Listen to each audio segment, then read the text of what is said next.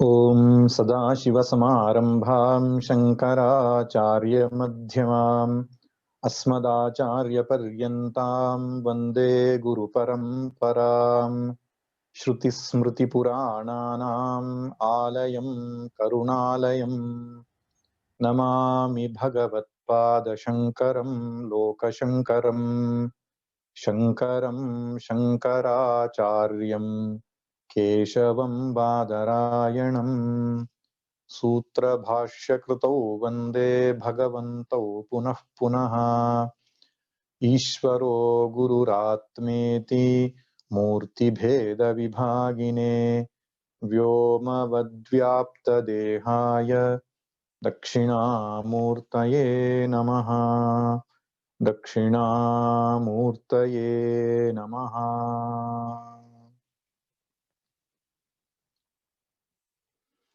ॐ पार्थाय प्रतिबोधितां भगवता नारायणेन स्वयं व्यासेन ग्रथितां पुराणमुनिना मध्ये महाभारतम् अद्वैतामृतवर्षिणीं भगवतीम् अष्टादशाध्यायिनीम् अम्ब त्वामनुसन्दधामि भगवद्गीते भवद्वेषिणीम् भगवद्गीते भवद्वेषिणीम्।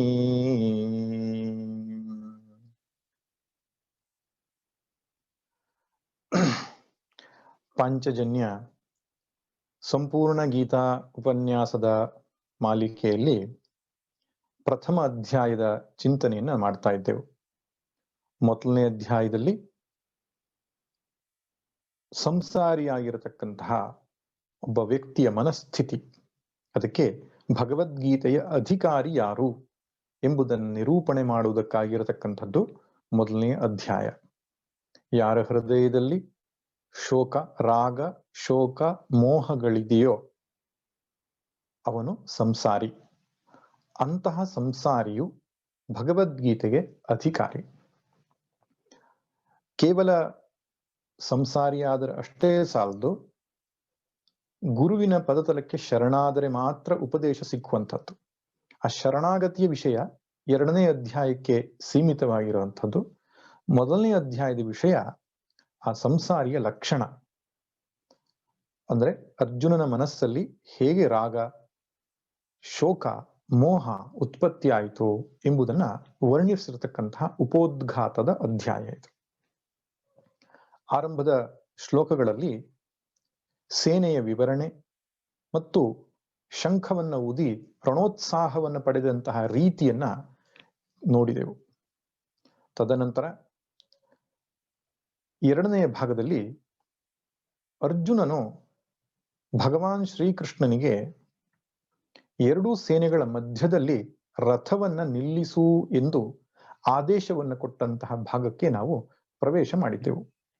ನಿನ್ನೆ ದಿನ ಕಪಿಧ್ವಜ ಎನ್ನುವ ಶಬ್ದದ ಅರ್ಥವನ್ನು ಹೇಳ್ತಾ, ಹೀಗೆ ಆಂಜನೇಯ ಸ್ವಾಮಿ ಸಾಕ್ಷಾತ್ ಆಗಿ ಅರ್ಜುನ ರಥದ ಮೇಲ್ಗಡೆಗೆ ಧ್ವಜದ ಭಾಗದಲ್ಲಿ ವಿರಾಜಿಸುತ್ತಾ ತನ್ನ ಕೂಗಿನಿಂದ, ತನ್ನ ಘರ್ಜನೆಯಿಂದ ಕೌರವರ ಹೃದಯದ ಧೈರ್ಯವನ್ನು ಉಡುಗಿಸುತ್ತಾ ಇರತಕ್ಕಂತಹ ಘಟನೆ, ತಾನೇ ಭೀಮನಿಗೆ ಕೊಟ್ಟಂತಹ ವರದಾನ ಮುಂತಾದುವುದು ಮಹಾಭಾರತದ ವನಪರ್ವದಲ್ಲಿ ಬಂದಿರುವಂತಹ ಸಂಗತಿಯನ್ನು ಸಂಕ್ಷಿಪ್ತವಾಗಿ ನಾವು ನೋಡಿದ್ದೇವೆ. ಆದ್ದರಿಂದ ಅರ್ಜುನನಿಗೆ ಕಪಿಧ್ವಜ ಎಂಬುದಾಗಿ ಹೆಸರು ಬಂದಿದೆ. ಅಂತಹ ಕಪಿಧ್ವಜನು ಪರಮಾತ್ಮನಿಗೆ ಆದೇಶವನ್ನ ಕೊಡ್ತಿದ್ದಾನೆ. ಏನಂತ? ಅಥವ್ಯವಸ್ಥಿತಾನ್ ದೃಷ್ಟ್ವಾ ಧಾರ್ತರಾಷ್ಟ್ರಾನ್ ಕಪಿಧ್ವಜಃ ಪ್ರವೃತ್ತೆ ಶಸ್ತ್ರ ಸಂಪಾತೆ ಧನುರುದ್ಯಮ್ಯ ಪಾಂಡವಃ ಋಷಿಕೇಶಂ ತದಾ ವಾಕ್ಯಮಿದಮಾಹ ಮಹೀಪತೆ. ವ್ಯವಸ್ಥಿತಾನ್ ಧಾರ್ತರಾಷ್ಟ್ರಾನ್ ಕಪಿಧ್ವಜಃ ದೃಷ್ಟ್ವಾ ಶಸ್ತ್ರ ಸಂಪಾತೆ ಪ್ರವೃತ್ತೆ ಪಾಂಡವಃ ಧನುಃ ಉದ್ಯಮ್ಯ ಋಷಿಕೇಶಂ ಪ್ರತಿ ತದಾ ವಾಕ್ಯಂ ಇದಂ ವಾಕ್ಯಂ ಆಹ ಹೇ ಮಹೀಪತೆ. ಹೇ ಧೃತರಾಷ್ಟ್ರನೇ, ಇನ್ನೇನು ಶಸ್ತ್ರ ಸಂಪಾತವಾಗಬೇಕು, ಯುದ್ಧ ಆರಂಭವಾಗಬೇಕು. ಅಂತಹ ಸಂದರ್ಭದಲ್ಲಿ ಅರ್ಜುನನು ತನ್ನ ಗಾಂಡೀವ ಎನ್ನತಕ್ಕಂತಹ ಧನುವನ್ನ ಕೈಯಲ್ಲಿ ಹಿಡಿದುಕೊಂಡು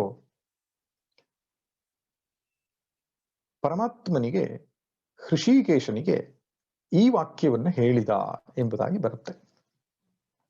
ಹೃಷಿಕೇಶ ಎನ್ನುವ ಶಬ್ದವನ್ನ ಕಳೆದ ಬಾರಿಯೂ ನಾವು ನೋಡಿದ್ದೆವು.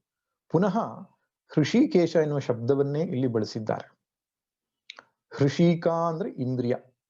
ಹೃಷಿಕಾಣಾಂ ಈಶಃ ಹೃಷಿಕೇಶಃ, ಇಂದ್ರಿಯಗಳಿಗೆ ಒಡೆಯ ಎಂಬುದಾಗಿ ಹೃಷಿಕೇಶ ಎಂಬ ಶಬ್ದದ ಅರ್ಥ.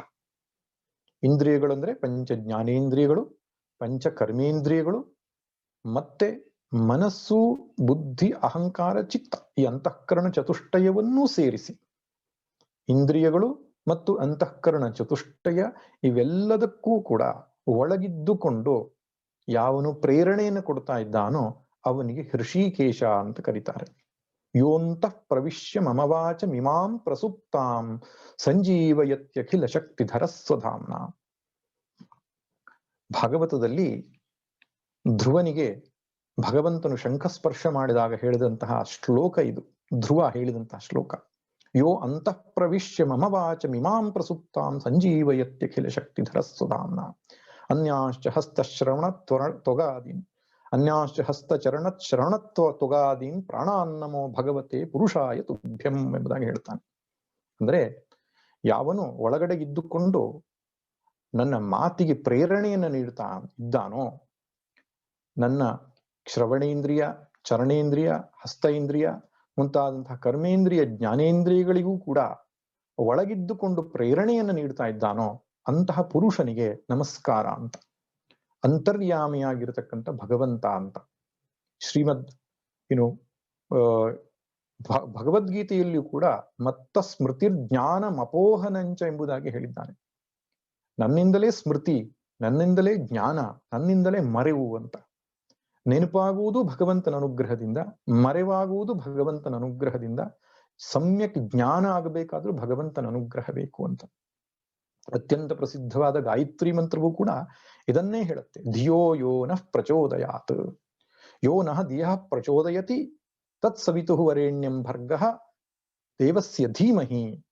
ಯಾವನು ನಮ್ಮ ಒಳಗಿದ್ದುಕೊಂಡು ನಮ್ಮ ಬುದ್ಧಿಗೆ ಪ್ರಚೋದನೆಯನ್ನು ಕೊಡ್ತಿದ್ದಾನೋ, ನಮ್ಮ ಬುದ್ಧಿಗೆ ಪ್ರೇರಣೆಯನ್ನು ಕೊಡ್ತಾ ಇದ್ದಾನೋ ಅಂತಹ ಸವಿತ್ರ ದೇವನ ತೇಜಸ್ಸನ್ನ ಧ್ಯಾನಿಸೋಣ ಎಂಬುದಾಗಿ ಗಾಯತ್ರಿ ಮಂತ್ರದ ಅರ್ಥ. ಅಂದ್ರೆ ಸಕಲ ವೇದಗಳ ತಾತ್ಪರ್ಯ ಇಷ್ಟೇ, ಭಗವಂತ ದೂರ ಎಲ್ಲೋ ಇಲ್ಲ ಎಂಬುದನ್ನು ನಾವು ಸದಾ ನೆನಪಿಟ್ಟುಕೊಳ್ಳಬೇಕು.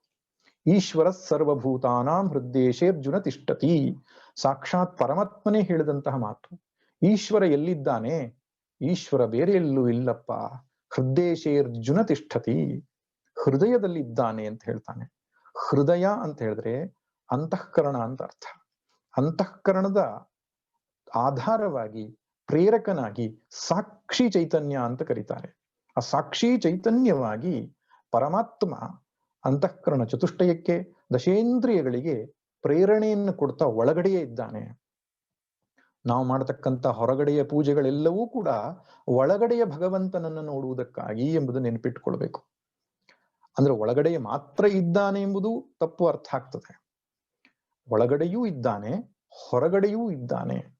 ಕಣ್ಮುಚ್ಚಿ ನೋಡು ಚಿತ್ಸತ್ವ ಮೂರ್ತಿಯ ನೃತ್ಯ, ಕಣ್ ತೆರೆದು ನೋಡು ಚಿತ್ಸತ್ವ ಮೂರ್ತಿಯ ನೃತ್ಯ, ಕಣ್ಮುಚ್ಚಿ ನೋಡು ನಿಶ್ಚಲ ಶುದ್ಧ ಸತ್ವ. ಉನ್ಮುಖನು ನೀನೆರಡು ಜಗಕ್ಕೆ ಮಿರುತಿರಲಾಗ ಹೃನ್ಮಧ್ಯದಲ್ಲಿ ಶಾಂತಿ ಮಂಕುತಿಮ್ಮ. ಇಡೀ ಸೃಷ್ಟಿಯೇ ಭಗವಂತನ ಸ್ವರೂಪವಾಗಿದ್ದರೂ ಕೂಡ ಅವನ ಉಪಲಬ್ಧಿ ಸ್ಥಾನ ಯಾವುದು ಅಂದ್ರೆ ನಮ್ಮ ಹೃದಯ, ನಮ್ಮ ಮನಸ್ಸು ಬುದ್ಧಿಯ ಮೂಲ. ಅಲ್ಲಿಯೇ ಅವನು ಪ್ರೇರಣೆಯನ್ನು ಕೊಡ್ತಾ ಇರೋದ್ರಿಂದ ಅಲ್ಲಿಯೇ ಭಗವಂತನ ನಾವು ಕಂಡುಕೊಳ್ಳಬೇಕು. ಇದು ಬಹಳ ಮುಖ್ಯವಾದಂತಹ ಮಾತು. ಸತ್ಯಂ ಜ್ಞಾನಂ ಅನಂತಂ ಬ್ರಹ್ಮ ಯೋ ವೇದ ನಿಹಿತಂ ಗುಹಾಯಾಂ ಪರಮೇ ವ್ಯೋಮನ್ ಸೋಷ್ಣುತೆ ಸರ್ವಾನ್ ಕಾಮಾನ್ ಸಹ ಅಂತ ಯಜುರ್ವೇದದ ತೈತ್ತಿರೀಯ ಉಪನಿಷತ್ ಹೇಳುತ್ತೆ. ನಮ್ಮ ಹೃದಯ ಗುಹೆಯಲ್ಲಿದ್ದುಕೊಂಡು ಭಗವಂತನು ಪ್ರೇರಣೆಯನ್ನು ನೀಡ್ತಾ ಇದ್ದಾನೆ. ಆದ್ದರಿಂದ ಅವನಿಗೆ ಹೃಷಿಕೇಶ ಎಂಬಂತಹ ಅದ್ಭುತವಾದಂತಹ ನಾಮ. ಇಲ್ಲಿ ಹೃಷಿಕೇಶ ಎಂಬ ಹೆಸರಿನಿಂದಲೇ ಅವನನ್ನ ಸೂಚಿಸಿರುವುದಕ್ಕೆ ಕಾರಣ ಏನಂದ್ರೆ, ಮುಂದೆ ಅರ್ಜುನನ ಮನಸ್ಸಿನಲ್ಲಿ ಪ್ರೇರಣೆಯನ್ನು ಉಂಟು ಮಾಡುವವನವನು. ಈಗ ಅರ್ಜುನ ಏನೋ ಹೇಳಲಿಕ್ಕಿದ್ದಾನೆ, ಭಗವಂತನಿಗೆ ಆದೇಶವನ್ನು ಕೊಡ್ಲಿಕ್ಕಿದ್ದಾನೆ. ಅದು ಕೊಡ್ಲಿಕ್ಕೆ ಕಾರಣ ಏನು ಅಂದ್ರೆ, ಒಳಗಿದ್ದುಕೊಂಡು ಭಗವಂತನೇ ಪ್ರೇರಣೆಯನ್ನು ಕೊಡ್ತಾ ಇದ್ದಾನೆ. ಆ ಅರ್ಥದ ಬೋಧಕವಾಗಿ ಹೃಷಿಕೇಶ ಎಂಬ ಶಬ್ದವನ್ನ ಇಲ್ಲಿ ಹೇಳಲ್ಪಟ್ಟಿದೆ. ಅರ್ಜುನ ಏನ್ ಹೇಳ್ತಾನೆ ಭಗವಂತನಿಗೆ ಎಂಬುದನ್ನ ಮುಂದಿನ ಶ್ಲೋಕದಲ್ಲಿ ನೋಡೋಣ. ಸೇನಯೋರುಭಯೋರ್ ಮಧ್ಯೆ ರಥಂ ಸ್ಥಾಪಯಮೇಚ್ಯುತ ಯಾವದೇತಾನ್ ನಿರೀಕ್ಷೇಹಂ ಯೋದ್ಧುಕಾಮಾನವಸ್ಥಿತಾನ್ ಕೈರ್ಮಯಾ ಸಹ ಯೋದ್ಧವ್ಯಂ ಅಸ್ಮಿನ್ ರಣಸಮುದ್ಯಮೇ ಯೋತ್ಸ್ಯಮಾನಾನವೇಕ್ಷೇಹಂ ಯೇತೇತ್ರ ಸಮಾಗತಾಃ ಧಾರ್ತರಾಷ್ಟ್ರಸ್ಯ ದುರ್ಬುದ್ಧೇಃ ಯುದ್ಧೇ ಪ್ರಿಯ ಚಿಕೀರ್ಷವಃ. ಇದಿಷ್ಟು ಅರ್ಜುನನು ಭಗವಂತನಿಗೆ ಹೇಳಿದಂತಹ ಮಾತು. ಏನಂತ ಹೇಳ್ತಾನೆ? ಸೇನೆಯೋರುಭಯೋರ್ ಮಧ್ಯೆ ರಥಂ ಸ್ಥಾಪಯ ಮೇ ಅಚ್ಯುತ. ನನ್ನ ರಥವನ್ನ ಎರಡೂ ಸೇನೆಗಳ ಮಧ್ಯದಲ್ಲಿ ನಿಲ್ಲಿಸು ಹೇ ಅಚ್ಯುತನೇ. ಅಚ್ಯುತ ಅನ್ನತಕ್ಕಂಥ ಶಬ್ದವು ತುಂಬಾ ಸುಂದರವಾದದ್ದು. ಚ್ಯುತಿ ಅಂದ್ರೆ ಜಾರುವಿಕೆ, ಸ್ಖಲನವಾಗುವಿಕೆ, ಬೀಳುವಿಕೆ, ಪತನವಾಗುವಿಕೆ ಅಂತ ಅರ್ಥ. ಚ್ಯುತಿ ಅಥವಾ ಚ್ಯುತ. ಅಚ್ಯುತ ಅಂದ್ರೆ ಯಾವನು ಎಂದೆಂದೂ ತನ್ನ ಸ್ಥಿತಿಯಿಂದ, ತನ್ನ ಸ್ಥಾನದಿಂದ, ತನ್ನ ಸ್ವರೂಪದಿಂದ ಕೆಳಗೆ ಬೀಳುವುದಿಲ್ಲವೋ, ಜಾರುವುದಿಲ್ಲವೋ, ಸ್ಖಲಿಸುವುದಿಲ್ಲವೋ ಅಂತವನಿಗೆ ಹೆಸರು ಅಚ್ಯುತ ಅಂತ ಕರೆದಾರೆ. ಎಷ್ಟು ಸುಂದರವಾದ ಮಾತು. ಅಚ್ಯುತ ಅಂತ ಇದ್ರೆ ಅದು ಭಗವಂತನು ಮಾತ್ರ. ತನ್ನ ಸಚ್ಚಿದಾನಂದ ಸ್ವರೂಪದಿಂದ, ತನ್ನ ಬ್ರಹ್ಮಸ್ವರೂಪದಿಂದ ಒಂದಿನಿತೂ ಜಾರದೆ ಯಾವಾಗಲೂ ಸ್ವರೂಪ ನಿಷ್ಠೆಯಲ್ಲಿ, ಸ್ವರೂಪ ಸ್ಥಿತಿಯಲ್ಲಿ ಇರತಕ್ಕಂಥವನು ಭಗವಂತ. ಆದ್ರೆ ಜೀವಾತ್ಮರಾದ ನಾವು ಬೀಳ್ತಾ ಇರ್ತೇವೆ. ನಾವು ಬಿದ್ದಿರುವವರು. ನಮ್ಮ ಹುಟ್ಟು ಬೀಳುವಿಕೆ. ಕರ್ಮದ ಕಾರಣದಿಂದ, ಪಾಪದ ಕಾರಣದಿಂದ ಪುನಃ ಪುನಃ ಹುಟ್ಟು ಸಾವಿನ ಚಕ್ರದಲ್ಲಿ ನಾವು ಹೋಗ್ತಾ ಇದ್ದೇವೆ. ಜಾರ್ತಾ ಇರ್ತೇವೆ, ಬೀಳ್ತಾ ಇರ್ತೇವೆ, ತಪ್ಪು ಮಾಡ್ತಾ ಇರ್ತೇವೆ. ಇದು ಜೀವದ ಸ್ವಭಾವ. ಆದರೆ ಭಗವಂತನ ಸ್ವಭಾವ ಹಾಗಲ್ಲ. ಅವನೆಂದೆಂದೂ ಯಾವ ತಪ್ಪನ್ನೂ ಮಾಡದೆ ಯಾವಾಗಲೂ ತನ್ನ ಸ್ವರೂಪದಲ್ಲಿಯೇ ಒಂದೇ ರೀತಿಯಲ್ಲಿರುವುದರಿಂದ ಅವನಿಗೆ ಹೆಸರು ಅಚ್ಯುತ ಅಂತ ಒಂದು ಅರ್ಥ. ಮತ್ತೊಂದು ಅರ್ಥ ಆಶ್ರಿತಾನ ನ ಚ್ಯವತಿ. ಆಶ್ರಿತರನ್ನ ಬೀಳಲಿಕ್ಕೆ ಬಿಡೋಲ್ಲ ಅಂತ. ಆಶ್ರಿತರು ಅಂದ್ರೆ ಯಾರು ಭಗವಂತನಿಗೆ ಶರಣಾಗತರಾಗ್ತಾರೋ ಅವರನ್ನೂ ಕೂಡ ಹಿಡಿದು ನಿಲ್ಲಿಸ್ತಾನೆ, ಅವರನ್ನೂ ಕೂಡ ಕಾಪಾಡ್ತಾನೆ ಎಂಬುದು ಒಬ್ಬರು ಮಹಾತ್ಮರು ಅರ್ಥವನ್ನು ಹೇಳಿದ್ರು. ಆಶ್ರಿತಾನಾಂ ನ ಚಾವಯತಿ ಇತಿ ಅಚ್ಯುತಃ. ಆಶ್ರಿತರಿಗೆ ಜಾರಲಿಕ್ಕೆ ಬಿಡಲ್ಲ ಅಂತ ಅರ್ಥ. ಅಂದರ್ಥ ಯಾರು ಭಗವಂತನಿಗೆ ಶರಣಾಗಿರ್ತಾರೋ ಅವರು ಸುರಕ್ಷಿತವಾಗಿರ್ತಾರೆ. ಆದ್ರಿಂದ ಅರ್ಜುನ ಅಚ್ಯುತ ಅನ್ನುವ ಶಬ್ದ ಯಾಕೆ ಹೇಳ್ತಿದ್ದಾನೆ ಅಂದ್ರೆ, ನಾನು ತಪ್ಪು ಮಾಡದೇ ಇರುವ ಹಾಗೆ ನೋಡಿಕೊಳ್ಳಲಿಕ್ಕೆ ನೀನಿದ್ದೀಯಾ ಎನ್ನುವ ಭರವಸೆಯೊಂದಿಗೆ ಅಚ್ಯುತ ಎನ್ನುವ ಶಬ್ದವನ್ನ ಪ್ರಯೋಗಿಸ್ತಾ ಇದ್ದಾನೆ. ಎರಡೂ ಸೇನೆಗಳ ಮಧ್ಯದಲ್ಲಿ ನನ್ನ ರಥವನ್ನು ತೆಗೆದುಕೊಂಡು ಹೋಗಿ ನಿಲ್ಲಿಸು ಎಂಬ ಆಜ್ಞೆಯೋ ಆದೇಶವೋ ಎಂಬಂತೆ ಅವನ ಮಾತಿದೆ. ಮತ್ತೇನ್ ಹೇಳ್ತಾನೆ? ಯಾವದೇತಾನ್ ನಿರೀಕ್ಷೇಹಂ ಯೋದ್ಧುಕಾಮಾನವಸ್ಥಿತಾನ್. ಯೋದ್ಧುಂ ಯುದ್ಧವನ್ನ ಮಾಡಲಿಕ್ಕೆ ಆಸೆಯನ್ನಿಟ್ಟುಕೊಂಡು ಅವಸ್ಥಿತಾನ್ ಇರತಕ್ಕಂತಹ ಯಾರ್ಯಾರು ಇದ್ದಾರೋ ಅವರನ್ನೆಲ್ಲ ನಾನು ನೋಡಬೇಕು ಅಂತ. ಎಲ್ಲಿಯವರೆಗೆ ನಾನು ನೋಡ್ತಾ ಇರ್ತೇನೋ ಅಲ್ಲಿಯ ತನಕ ರಥವನ್ನ ನಿಲ್ಲಿಸು. ಯಾರ್ಯಾರು ಯುದ್ಧ ಮಾಡಲಿಕ್ಕೆ ಬಂದಿದ್ದಾರೆ ಅದನ್ನ ನಾನು ನೋಡ್ಬೇಕು. ಕೈರ್ಮಯ ಸಹಯೋದ್ಧವ್ಯಂ ಅಸ್ಮಿನ್ ರಣ ಸಮುದ್ಯಮೇ.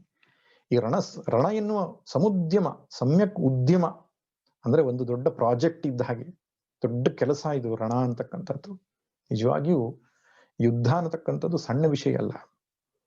ಯುದ್ಧದ ಪರಿಣಾಮವನ್ನು ನಾವು ಮನಸ್ಸಲ್ಲಿ ಇಟ್ಟುಕೊಂಡಾಗ ಒಂದು ರಾಷ್ಟ್ರ, ಒಂದು ದೇಶ ಅನೇಕ ವರ್ಷಗಳ ಕಾಲ ಹಿಂದಕ್ಕೆ ಹೋಗುತ್ತಂತೆ. ಪಾಕಿಸ್ತಾನವೋ ಚೀನಾವೋ ಇನ್ನೊಂದು ದೇಶದ ಮೇಲೆ ಯುದ್ಧದ ನಿರ್ಧಾರ ಮಾಡುವುದು ದೊಡ್ಡ ವಿಷಯ ಅಲ್ಲ. ಯುದ್ಧ ಆರಂಭ ಮಾಡುವುದು ದೊಡ್ಡ ವಿಷಯ ಅಲ್ಲ. ಅದು ಆ ರಾಷ್ಟ್ರಕ್ಕೆ ಎಷ್ಟು ಹಾನಿಯನ್ನು ಉಂಟು ಮಾಡುತ್ತೋ ಯುದ್ಧ ಮಾಡುವ ನಮ್ಮ ರಾಷ್ಟ್ರಕ್ಕೂ ಕೂಡ ಅಷ್ಟೇ ಹಾನಿಯನ್ನು ಉಂಟು ಮಾಡುತ್ತೆ. ಯಾಕಂದ್ರೆ ಯುದ್ಧದಲ್ಲಿ ಎಷ್ಟು ಶ್ರಮ, ಎಷ್ಟು ವ್ಯಯ, ಎಷ್ಟು ಸಂಪತ್ತು ನಷ್ಟವಾಗುತ್ತೆ. ಅದೊಂದು ದೊಡ್ಡ ಉದ್ಯಮ. ಆದ್ದರಿಂದ ಈ ರಣ ಉದ್ಯಮದಲ್ಲಿ ನನ್ನ ಜೊತೆಗೆ ಯಾರ್ಯಾರು ಯುದ್ಧ ಮಾಡಲಿಕ್ಕೆ ಬಂದಿದ್ದಾರೆ, ಕೈರ್ಮಯ ಸಹಯೋದ್ಧವ್ಯಂ, ನನ್ನ ಜೊತೆಗೆ ಯುದ್ಧ ಮಾಡ್ಲಿಕ್ಕೆ ಯಾರ್ಯಾರು ಬಂದಿದ್ದಾರೆ ಅದನ್ನು ನೋಡಬೇಕು. ಅಂದ್ರೆ ಕೆಲವರು ಯುದ್ಧ ಮಾಡ್ಲಿಕ್ಕೆ ಬಂದಿದ್ದಾರೆ, ಕೆಲವರು ಅರ್ಜುನನೊಟ್ಟಿಗೆ ಯುದ್ಧ ಮಾಡ್ಲಿಕ್ಕೆ ಬಂದಿದ್ದಾರೆ, ಮತ್ತು ಅರ್ಜುನನೂ ಕೆಲವರಿಗೆ ಉತ್ತರವನ್ನು ಕೊಡಬೇಕಾಗಿದೆ. ಅದನ್ನು ನಾನು ನೋಡ್ಲಿಕ್ಕೆ ಬಯಸಿದ್ದೇನೆ. ಯೋತ್ಸ್ಯಮಾನಾನವೇಕ್ಷೇಹಂ ಏತೇತ್ರ ಸಮಾಗತಾಃ ಧಾರ್ತರಾಷ್ಟ್ರಸ್ಯ ದುರ್ಬುದ್ಧೇಃ ಯುದ್ಧೇ ಪ್ರಿಯಚಿಕೀರ್ಷವಃ. ಧೃತರಾಷ್ಟ್ರನ ಪುತ್ರನಾದ ದುರ್ಯೋಧನನ ದುರ್ಬುದ್ಧಿಯಿಂದಾಗಿ ಯುದ್ಧಕ್ಕೆ ಸಹಾಯವನ್ನ ಮಾಡಲಿಕ್ಕೆ ಯಾರ್ಯಾರು ಇಲ್ಲಿ ಸೇರಿದ್ದಾರೆ ಅದನ್ನು ನೋಡ್ಬೇಕು ನಾನು. ನೋಡಿ, 3 ಸಂಗತಿಯನ್ನ ಭಗವಂತನ ಮುಂದೆ ಹೇಳ್ತಿದ್ದಾನೆ. ಒಂದು, ಯಾರ್ಯಾರು ಯುದ್ಧಕ್ಕೆ ಬಂದಿದ್ದಾರೆ ಎಂಬುದನ್ನು ನೋಡ್ಬೇಕು. ಮಯಾ ಸಹ ಯೋದ್ಧವ್ಯಂ, ನನ್ನ ಜೊತೆಗೆ ಯುದ್ಧ ಮಾಡ್ಲಿಕ್ಕೆ ಯಾರಿದ್ದಾರೆ ಅದನ್ನು ಸಹ ನೋಡ್ಬೇಕು. ಮೂರನೆಯದಾಗಿ, ಧೃತರಾಷ್ಟ್ರನ ಪುತ್ರನಾದ ದುರ್ಯೋಧನಿಗೆ ಸಹಾಯ ಮಾಡುವ ನೆಪದಿಂದ ಅವನ ಮಿತ್ರತ್ವವನ್ನು ಬಯಸಿ ಅವನ ದುರ್ಬುದ್ಧಿಯೊಟ್ಟಿಗೆ ತಮ್ಮ ದುರ್ಬುದ್ಧಿಯನ್ನು ಬೆರೆಸಿಕೊಂಡಂತಹವರು ಯಾರ್ಯಾರು ಬಂದಿದ್ದಾರೆ, ದುಷ್ಟರು ಯಾರ್ಯಾರಿದ್ದಾರೆ ಎಂಬುದಾಗಿ ನೋಡ್ಬೇಕು ಅಂತ ಬಯಸ್ತೇನೆ ಅಂತ ಹೇಳ್ತಾನೆ. ಇಲ್ಲಿ ನೇರವಾಗಿ ಒಂದು ಪ್ರಶ್ನೆ. ಯುದ್ಧ ಸನ್ನದ್ಧವಾಗಿದೆ, ಶಸ್ತ್ರ ಸಂಪಾತವಾಗಬೇಕಾಗಿದೆ. ಇಂತಹ ಸಂದರ್ಭದಲ್ಲಿ ರಣರಂಗದ ಮಧ್ಯದಲ್ಲಿ ಸೇನೆಯನ್ನ ನೋಡುವ ಬಯಕೆ ಯಾಕೆ ಅರ್ಜುನಿಗೆ ಉಂಟಾಯಿತು? ಹಾಗಾದ್ರೆ ಯುದ್ಧಕ್ಕೆ ತಮ್ಮ ತಮ್ಮ ಪಡೆಯನ್ನ ಸೇರಿಸಿಕೊಳ್ಳುವುದಕ್ಕಿಂತ ಮುಂಚೆ ಅವನಿಗೆ ಕೌರವರ ಪಕ್ಷದಲ್ಲಿ ಯಾರಿದ್ದಾರೆ, ಪಾಂಡವರ ಪಕ್ಷದಲ್ಲಿ ಯಾರಿದ್ದಾರೆ ಎಂಬ ತಿಳುವಳಿಕೆ ಇರಲಿಲ್ವೇ? ಖಂಡಿತವಾಗಿ ಇರಲೇಬೇಕು. ಕೌರವರಿಗೆ ಯಾರ್ಯಾರು ಸಹಾಯ ಮಾಡ್ತಿದ್ದಾರೆ ಎಂಬ ತಿಳುವಳಿಕೆ ಅವನಿಗಿತ್ತು. ತನ್ನ ಪಕ್ಷದಲ್ಲಿ ಯಾರಿದ್ದಾರೆ ಎಂಬುದು ನಿಶ್ಚಿತವಾಗಿ ಗೊತ್ತಿತ್ತು. ಹೀಗಿರುವಾಗ ರಣರಂಗದ ಮಧ್ಯದಲ್ಲಿ ರಥವನ್ನ ನಿಲ್ಲಿಸಿಕೊಂಡು ನಾನು ನೋಡ್ಲಿಕ್ಕೆ ಬಯಸ್ತೇನೆ ಅನ್ನತಕ್ಕಂತಹ ಒಂದು ಆಲೋಚನೆ ಅರ್ಜುನನಿಗೆ ಯಾಕೆ ಬಂತು? ಬಂದಿದ್ದು ಸಮಂಜಸವೇ? ಹೌದು. ಒಂದು ಕಾರಣ ಏನಂದ್ರೆ, ಅರ್ಜುನನಿಗೆ ಇಲ್ಲಿ ಯಾರ್ಯಾರು ಸೇರಿದ್ದಾರೆ ಎಂಬ ವಿಷಯ ಗೊತ್ತು, ಅವರ ಪರಿಚಯವೂ ಇತ್ತು. ಆದರೂ ಕೊನೆಯದಾಗಿ ನಾನು ನೋಡಬೇಕು ಅನ್ನುವಂತಹ ಬಯಕೆ, ಕೊನೆಯದಾಗಿ ತಾನು ನೋಡಬೇಕು ಎನ್ನುವ ಬಯಕೆ ಯಾಕೆಂದ್ರೆ, ಈ ಯುದ್ಧ ಸರ್ವನಾಶಕ್ಕೆ ಕಾರಣವಾಗುತ್ತೆ ಎಂಬ ಕಲ್ಪನೆ ಅರ್ಜುನನಿಗಿತ್ತು. ಇಡೀ ಕೌರವ ಸೇನೆಯನ್ನ ತಾನೊಬ್ಬನೇ ನಿಂತು ವಿರಾಟನ ಗೋಗ್ರಹಣದ ಕಾಲದಲ್ಲಿ ಎದುರಿಸಿದವನು ಅರ್ಜುನ. ಒಂದು ಸಂಮೋಹನಾಸ್ತ್ರದಿಂದ ಕರ್ಣ, ದ್ರೋಣ, ಭೀಷ್ಮಾದಿಗಳ ದೊಡ್ಡ ಪಡೆಯನ್ನು ಹಿಮ್ಮೆಟ್ಟಿಸಿದ ಏಕೈಕ ಮಹಾವೀರ ಆ ಅರ್ಜುನ ಇವತ್ತು ಹತ್ತಿರದಿಂದ ನೋಡ್ಲಿಕ್ಕೆ ಬಯಸ್ತಿದ್ದಾನೆ. ಯಾಕೆಂದ್ರೆ ಅವತ್ತು ಅವರನ್ನ ಸೋಲಿಸುವುದಷ್ಟೇ ಅವನ ಗುರಿಯಾಗಿತ್ತು, ಇವತ್ತು ಸಾಯಿಸಬೇಕಿತ್ತು. ಸಾಯಿಸುವುದು ಬೇರೆ, ಸೋಲಿಸುವುದು ಬೇರೆ. ಯುದ್ಧದಲ್ಲಿ ಗೆಲ್ಲಬೇಕಾದ್ರೆ ಸೋಲಿಸುವಂಥದ್ದು ಒಂದು ಪ್ರಕ್ರಿಯೆ, ಸಾಯಿಸುವಂಥದ್ದು ಇನ್ನೊಂದು ಪ್ರಕ್ರಿಯೆ. ಯಾಕಂದ್ರೆ ಎಲ್ಲಿಯ ತನಕ ಭೀಷ್ಮ ದ್ರೋಣಾದಿಗಳು ಕರ್ಣಾದಿಗಳು ಬದುಕಿರ್ತಾರೋ ಅಲ್ಲಿಯ ತನಕ ಯುದ್ಧವನ್ನ ಮಾಡ್ತಿರ್ತಾರೆ. ಅವರನ್ನ ಸಾಯಿಸದ ಹೊರತು ಯುದ್ಧಕ್ಕೆ ಗತಿಯೇ ಇರುವುದಿಲ್ಲ. ಆದ್ರಿಂದ ಇದು ಕೊನೆಯ ಕ್ಷಣ, ಕೊನೆಯ ಸಂದರ್ಭ, ಅವರನ್ನ ನೋಡಬೇಕು, ಹತ್ತಿರದಿಂದ ನೋಡಬೇಕು ಎನ್ನುವಂತಹ ಬಯಕೆ ಇರಬಹುದು. ಆದ್ರೆ ನನ್ನ ಮನಸ್ಸಿಗೆ ಅನಿಸುವುದು, ಅರ್ಜುನ ಯಾಕೆ ಈ ಮಾತನ್ನು ಹೇಳ್ತಿದ್ದಾನೆ ಅಂದ್ರೆ, ಭಗವಂತ ಪ್ರೇರಣೆಯನ್ನು ಕೊಡ್ತಿದ್ದಾನೆ ಅವನಿಗೆ. ಭಗವಂತ ಪರೀಕ್ಷೆಯನ್ನ ಮಾಡ್ಲಿಕ್ಕೆ ಬಯಸ್ತಿದ್ದಾನೆ. ಅರ್ಜುನ ಯಾವ ದೃಷ್ಟಿಯಿಂದ ಯುದ್ಧ ಮಾಡ್ಲಿಕ್ಕೆ ಹೋಗ್ತಿದ್ದಾನೆ, ಸಮತ್ವ ಬುದ್ಧಿಯಿಂದ ಯುದ್ಧ ಮಾಡ್ತಿದ್ದಾನೋ, ವಿಷಮತ್ವ ಬುದ್ಧಿಯಿಂದ ಯುದ್ಧ ಮಾಡ್ತಿದ್ದಾನೋ, ರಾಗ ಬುದ್ಧಿಯಿಂದ ಮಾಡ್ತಿದ್ದಾನೋ, ದ್ವೇಷ ಬುದ್ಧಿಯಿಂದ ಮಾಡ್ತಿದ್ದಾನೋ, ಅದು ಎರಡೂ ರೀತಿಯಿಂದ ಕರ್ಮ ಮಾಡಿದ್ರು ತಪ್ಪಾಗ್ತದೆ. ಬಹಳ ಮುಖ್ಯವಾದ ಸಂಗತಿ. ಕರ್ಮವನ್ನು ರಾಗ ಬುದ್ಧಿಯಿಂದ ಮಾಡ್ತೇವೆ, ನಾನು, ನನ್ನದು, ನನಗಾಗಿ, ನನ್ನಿಂದ ಎಂಬಂತಹ ತಾದಾತ್ಮ್ಯ ಬುದ್ಧಿಯಿಂದ ಮಾಡುವುದು ಒಂದು. ಇನ್ನೊಂದು ದ್ವೇಷ ಬುದ್ಧಿಯಿಂದ ಮಾಡ್ತೇವೆ, ಯಾರಿಗೂ ಹಿಂಸೆಯನ್ನು ಕೊಡುವುದಕ್ಕಾಗಿ, ಯಾರನ್ನೋ ದೂರ ಮಾಡುವುದಕ್ಕಾಗಿ. ಯಾವುದನ್ನು ಪಡೆಯುವುದಕ್ಕಾಗಿ ಮಾಡಿದರೆ ರಾಗ, ಯಾವುದನ್ನು ದೂರ ಮಾಡುವುದಕ್ಕಾಗಿ ಮಾಡಿದರೆ ದ್ವೇಷ. ಈ ರಾಗದ್ವೇಷ ಬುದ್ಧಿಯಿಂದ ಮಾಡಿರತಕ್ಕಂಥ ಕರ್ಮ ಅಪವಿತ್ರವಾದದ್ದು, ಶ್ರೇಷ್ಠವಾದದ್ದಲ್ಲ. ಅದು ಶ್ರೇಷ್ಠ ಕರ್ಮ ಯಾವುದು? ಸಮತ್ವ ಬುದ್ಧಿಯಿಂದ ಮಾಡಿತ್ತು. ಆ ಸಮತ್ವ ಬುದ್ಧಿಯಿಂದ ಮಾಡಿದಂತ ಕರ್ಮಕ್ಕೆ ಹೆಸರು ಯಜ್ಞ ಅಥವಾ ಯೋಗ ಎಂಬುದಾಗಿ ಕರೀತಾರೆ. ಯುದ್ಧವೂ ಕೂಡ ಒಂದು ಯೋಗವಾಗಲಿಕ್ಕೆ ಸಾಧ್ಯ ಯಾವಾಗ ಅರ್ಜುನನು ಸಮತ್ವ ಬುದ್ಧಿಯಿಂದ ಯುದ್ಧ ಮಾಡ್ತಾನೋ. ಸಮತ್ವ ಬುದ್ಧಿ ಅಂದ್ರೆ ಏನು? ಕರ್ತವ್ಯ ಬುದ್ಧಿಯಿಂದ ಯುದ್ಧ ಮಾಡ್ತಾನೋ, ಯುದ್ಧ ಮಾಡುವುದು ಒಂದು ಪೂಜೆ ಎಂಬ ಭಾವದಿಂದ ಮಾಡ್ತಾನೋ, ಆಗ ಆ ಯುದ್ಧದಿಂದ ಅವನ ಮೋಕ್ಷ ಸಾಧನೆ ಸಾಧ್ಯ ಆಗ್ತದೆ. ಭಗವಂತನಿಗೆ ಅಂತಹ ಒಂದು ಉಪದೇಶವನ್ನು ಜಗತ್ತಿಗೆ ಕೊಡಿಸಬೇಕಿತ್ತು ಅರ್ಜುನನ ಮುಖಾಂತರ. ಎಂತಹ ಅದ್ಭುತವಾದ ಘಟ್ಟ. ಬೇರೆ ಯಾವುದೋ ಸಂದರ್ಭದಲ್ಲಿ ಒಂದು ಕರ್ಮವನ್ನು ಮಾಡುವಾಗ ಸಮತ್ವ ಬುದ್ಧಿನ ಇಟ್ಕೋ ಅಂತ ಹೇಳೋದು ಸುಲಭ. ಉಪನ್ಯಾಸ ಮಾಡುವಾಗ ಸಮತ್ವ ಬುದ್ಧಿ ಇಟ್ಕೋ, ಅಡುಗೆ ಮಾಡುವಾಗ ಸಮತ್ವ ಬುದ್ಧಿ ಇಟ್ಕೋ, ಏನು ಬೇರೆ ಕೆಲಸಗಳು ಅದು ತುಂಬಾ ಸುಲಭ. ಯುದ್ಧ ಮಾಡುವಾಗ ರಕ್ತಸಿಕ್ತವಾದಂತಹ ರಣೋದ್ಯಮ ಏನಿದೆಯೋ, ಅತ್ಯಂತ ಕಠೋರವಾದ, ಭೀಷಣವಾದ, ಭೀಕರವಾಗಿರತಕ್ಕಂತಹ ಈ ಯುದ್ಧವನ್ನೂ ಕೂಡ ಶಾಂತಿಯಿಂದ, ಸಮಾಧಾನದಿಂದ ಮಾಡಲಿಕ್ಕೆ ಸಾಧ್ಯವಾದರೆ ಜೀವನದ ಎಲ್ಲ ಕಾರ್ಯವನ್ನೂ ಸಮಾಧಾನ ಶಾಂತಿಯಿಂದ ಮಾಡಲಿಕ್ಕೆ ಆಗ್ತದೆ.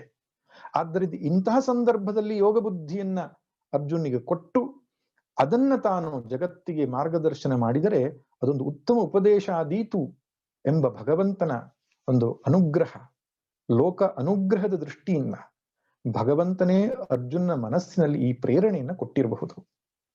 ಅರ್ಜುನ ಮಾತುಗಳಲ್ಲಿಯೇ ನಮ್ಗೆ ಸ್ಪಷ್ಟವಾಗ್ತದೆ ಅವನು ದ್ವೇಷದಿಂದಲೇ ಬಂದಿದ್ದಾನೆ, ಸಮತ್ವ ಬುದ್ಧಿ ಅವನಿಗೆ ಇರಲಿಲ್ಲ.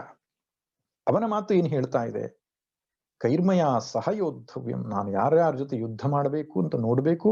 ಅಷ್ಟೇ ಅಲ್ಲ, ಧೃತರಾಷ್ಟ್ರನ ಮಗನ ದುರ್ಬುದ್ಧಿಯಿಂದ ಅವನ ಜೊತೆಗೆ ಸೇರಿಕೊಂಡಂತಹ ದುಷ್ಟಕೂಟಗಳು ಯಾವುದು, ದುಷ್ಟರು ಯಾರು, ಅವರನ್ನ ನೋಡ್ಬೇಕು, ಅವರನ್ನ ಸದೆ ಬಡಿಯಬೇಕು ಎಂಬಂತಹ ಒಂದು ಭಾವ ಅವನಲ್ಲಿ ಜಾಜ್ವಲ್ಯಮಾನವಾಗಿತ್ತು. ದ್ವೇಷ ಬುದ್ಧಿ ಅವನಲ್ಲಿ ಜಾಗೃತವಾಗಿತ್ತು. ಆದ್ರಿಂದ ಈ ದ್ವೇಷ ಬುದ್ಧಿಯಿಂದ ಅವನು ಭಗವಂತನಿಗೆ ಆಜ್ಞೆಯನ್ನ ಮಾಡತಕ್ಕಂಥದ್ದು ನೋಡ್ತೇವೆ. ಇನ್ನು ಮುಂದೆ ಅದ್ಭುತವಾದ ಇನ್ನೊಂದು ಘಟ್ಟ, ಇನ್ನೊಂದು ಸೀನ್ ಬರುತ್ತೆ. ಭಗವದ್ ಅನುಗ್ರಹದಿಂದ ಭಗವದ್ಗೀತಾ ಅವತರಣವಾಗುವುದಕ್ಕೆ ಭಗವಂತನ ಪ್ರೇರಣೆ ಇದೆ ಎಂಬುದು ಆ ಘಟ್ಟದಲ್ಲಿಯೂ ನಮಗೆ ಸ್ಪಷ್ಟವಾಗ್ತದೆ. ಇನ್ನು ಅರ್ಜುನ ಆದೇಶವನ್ನ ಕೇಳಿದಂತ ಭಗವಂತ ಏನು ಮಾಡ್ತಾನೆ ನೋಡಿ. ಭಗವಂತ ತ್ರಿಲೋಕಕ್ಕೆ ಒಡೆಯನಾಗಿದ್ದರೂ, ಸೃಷ್ಟಿ ಸ್ಥಿತಿ ಲಯಕರ್ತನಾಗಿದ್ದರೂ ಕೂಡ ತನ್ನ ಕರ್ತವ್ಯದ ಸ್ಥಾನದಲ್ಲಿ ಡ್ರೈವರ್ ಸೀಟಲ್ಲಿ ಕೂತ್ಕೊಂಡಿದ್ದಾನೆ. ಓನರ್ ಆರ್ಡರ್ ಮಾಡ್ತಾ ಇದ್ದಾನೆ ಡ್ರೈವ್ ಮಾಡುವಂತ. ಅವನು ಒಂದು ಮರುಮಾತಿಲ್ಲದೆ ರಥವನ್ನ ತೆಗೆದುಕೊಂಡು ಹೋಗಿ ಎರಡೂ ಸೇನೆಗಳ ಮಧ್ಯದಲ್ಲಿ ನಿಲ್ಲಿಸ್ತಾನೆ. ಆಜ್ಞಾಪಾಲನೆಯನ್ನು ಮಾಡ್ತಾನೆ. ಇರುವ ಕೆಲಸವ ಮಾಡು, ಹಿರಿದೆನದೆ ಮನವಿಟ್ಟು, ದೊರೆದುದ ಹಸಾದವೆಂದುಣ್ಣು ಗೊಣಗಿಡದೆ. ಇರುವ ಕೆಲಸವ ಮಾಡು, ಕಿರಿದೆನದೆ ಮನವಿಟ್ಟು, ತಾನು ಯಾವ ಪಾತ್ರದಲ್ಲಿ ನಿಂತುಕೊಂಡಿದ್ದೇನೋ ಆ ಪಾತ್ರವನ್ನ ಸರಿಯಾಗಿ ನಿಭಾಯಿಸಬೇಕು. ಈಗ ಸಾರಥಿಯ ಸ್ಥಾನದಲ್ಲಿ ನಿಂತುಕೊಂಡಿದ್ದೇನೆ, ರಥವನ್ನು ಓಡಿಸುವುದು ಏನು, ಯಜಮಾನ ಆಜ್ಞೆಯನ್ನು ಪಾಲಿಸುವುದು ನನ್ನ ಕರ್ತವ್ಯ. ಈ ಪಾಠವನ್ನ ಎಷ್ಟು ಸುಂದರವಾಗಿ ನಮಗೆ ಕೊಡ್ತಾ ಇದ್ದಾನೆ ಭಗವಂತ. ಯಾವ ಕೆಲಸವೂ ಕ್ಷುಲ್ಲಕವಲ್ಲ. ನೋಡಿ ಎಂತ ಅದ್ಭುತವಾದ ಪಾಠ. ಜಗತ್ತಿಗೆ ಒಡೆಯನಾಗಿರತಕ್ಕಂತಹ ಲೀಲಾ ಪುರುಷೋತ್ತಮನಾಗಿರುವಂತಹ ಯೋಗೇಶ್ವರನಾದ ಶ್ರೀಕೃಷ್ಣನೇ ನಮಗೆ ಪಾಠ ಹೇಳ್ತಾ ಇದ್ದಾನೆ. ರಥದ ಸಾರಥಿ ಆಗುವುದೂ ಕೂಡ ಅಲ್ಪವಾದ ಕೆಲಸವಲ್ಲ. ಎಷ್ಟೋ ಸಲ ನಮ್ಮ ಮನಸ್ಸಿಗೆ ಬರ್ತದೆ, ಅಯ್ಯೋ ನಾನು ಇಂಥ ಕೆಲಸ ಮಾಡ್ಬೇಕಾದ ಪ್ರಸಂಗ ಬಂತಲ್ಲ, ನಾನು ಇಂಥ ಒಂದು ಸ್ಥಿತಿಯಲ್ಲಿ ಇದ್ದೇನಲ್ಲ ಅಂತ. ಹಾಗೆ ಖಂಡಿತ ಎಣಿಸ್ಬಾರ್ದು. ನಮ್ಮ ಪಾಲಿಗೆ ಯಾವ ಕರ್ತವ್ಯ ಬಂದಿದೆಯೋ, ಸ್ವಧರ್ಮಕ್ಕೆ ಅನುಗುಣವಾದ ಆಯ್ಕೆ ಇದ್ದರೆ ಉತ್ತಮ. ಸ್ವಧರ್ಮಕ್ಕೆ ಅನುಗುಣವಾದ ಆಯ್ಕೆ ಮಾಡ್ಲಿಕ್ಕೆ ಆಗದಿದ್ದ ಪಕ್ಷದಲ್ಲಿ ಯಾವ ಕರ್ಮ ನನ್ನ ಪಾಲಿಗೆ ಬಂದಿದೆಯೋ ಅದನ್ನ ನಿಷ್ಠೆಯಿಂದ, ಭಕ್ತಿಯಿಂದ ಆಚರಿಸಬೇಕು ಎಂಬ ಸಂದೇಶ ಭಗವಂತನೇ ಸಾಕ್ಷಾತ್ತಾಗಿ ತನ್ನ ಆಚರಣೆಯಿಂದ ತೋರಿಸ್ತಾ ಇದ್ದಾನೆ, ಮಾತಿನಿಂದಲ್ಲ. ಸಂಜಯ ಉವಾಚ ಏವ ಮುಕ್ತೋ ಹೃಷೀಕೇಶೋ ಗುಡಾಕೇಶೇನ ಭಾರತ ಸೇನಯೋರುಭಯೋರ್ಮಧ್ಯೆ ಸ್ಥಾಪಯಿತ್ವಾ ರಥೋತ್ತಮಂ ಭೀಷ್ಮದ್ರೋಣ ಪ್ರಮುಖತಃ ಸರ್ವೇಷಾಂಚ ಮಹೀಕ್ಷಿತಾನ್ ಉವಾಚ ಪಾರ್ಥ ಪಶ್ಯೈತಾನ್ ಸಮವೇತಾನ್ ಕುರುನಿತಿ. ಆಜ್ಞಾಪಾಲಕನಾದಂತಹ ಪಾರ್ಥಸಾರಥಿಯು ಹೃಷಿಕೇಶನು ಸೇನೆಯೋರುಭಯೋರ್ ಮಧ್ಯೆ ಸ್ಥಾಪಯಿತ್ವಾ ರಥೋತ್ತಮಂ, ಆ ಉತ್ತಮವಾದ ರಥವನ್ನ ಕೌರವ ಪಾಂಡವ ಸೇನೆಗಳ ಮಧ್ಯದಲ್ಲಿ ತೆಗೆದುಕೊಂಡು ಹೋಗಿ ನಿಲ್ಲಿಸಿದ್ದಾನೆ. ನಿಲ್ಲಿಸಿ ಹೇಳ್ತಾನಂತೆ, ಭೀಷ್ಮ ದ್ರೋಣ ಪ್ರಮುಖತಃ ಸರ್ವೇಶಾಂತ ಮಹೀಕ್ಷಿತ. ಎಲ್ಲಿ ನಿಲ್ಲಿಸಿದ್ದಾನೆ ಅಂದ್ರೆ ಭೀಷ್ಮ ದ್ರೋಣರು ಎದುರಿಗೆ ಸ್ಪಷ್ಟವಾಗಿ ಕಾಣಬೇಕು ಅರ್ಜುನನಿಗೆ. ಮತ್ತೆಲ್ಲ ಮಹೀಪತಿಗಳು, ದೊರೆಗಳು ಕೂಡ ಕಾಣಿಸ್ಬೇಕು. ಆದ್ರೆ ಪ್ರಮುಖವಾಗಿ ಭೀಷ್ಮ ದ್ರೋಣರು ಅವನ ಕಣ್ಣಿಗೆ ಬೀಳ್ಬೇಕು. ಆ ಆಯಕಟ್ಟಿನ ಸ್ಥಾನದಲ್ಲಿ ರಥವನ್ನು ನಿಲ್ಲಿಸ್ತಾನೆ. ಅಷ್ಟೇ ಅಲ್ಲ, ಉವಾಚ ಪಾರ್ಥ ಪಶ್ಯೇತಾನ್ ಸಮವೇತಾನ್ ಕುರುನಿತಿ ಹೇಳ್ತಾನಂತೆ ಭಗವಂತ.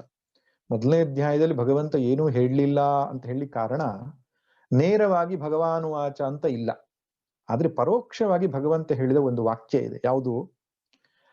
ಪಾರ್ಥ ಸಮವೇತಾನ್ ಕುರೂನ್ ಪಶ್ಯ. ಹೇ ಪಾರ್ಥನೆ, ಇಲ್ಲಿ ಸೇರಿರತಕ್ಕಂತಹ ಕುರುಗಳನ್ನ, ಕುರುವಂಶೀಯರನ್ನ ನೋಡು ಎಂಬ ಮಾತನ್ನ ಭಗವಂತ ಹೇಳಿದ್ದಾನೆ.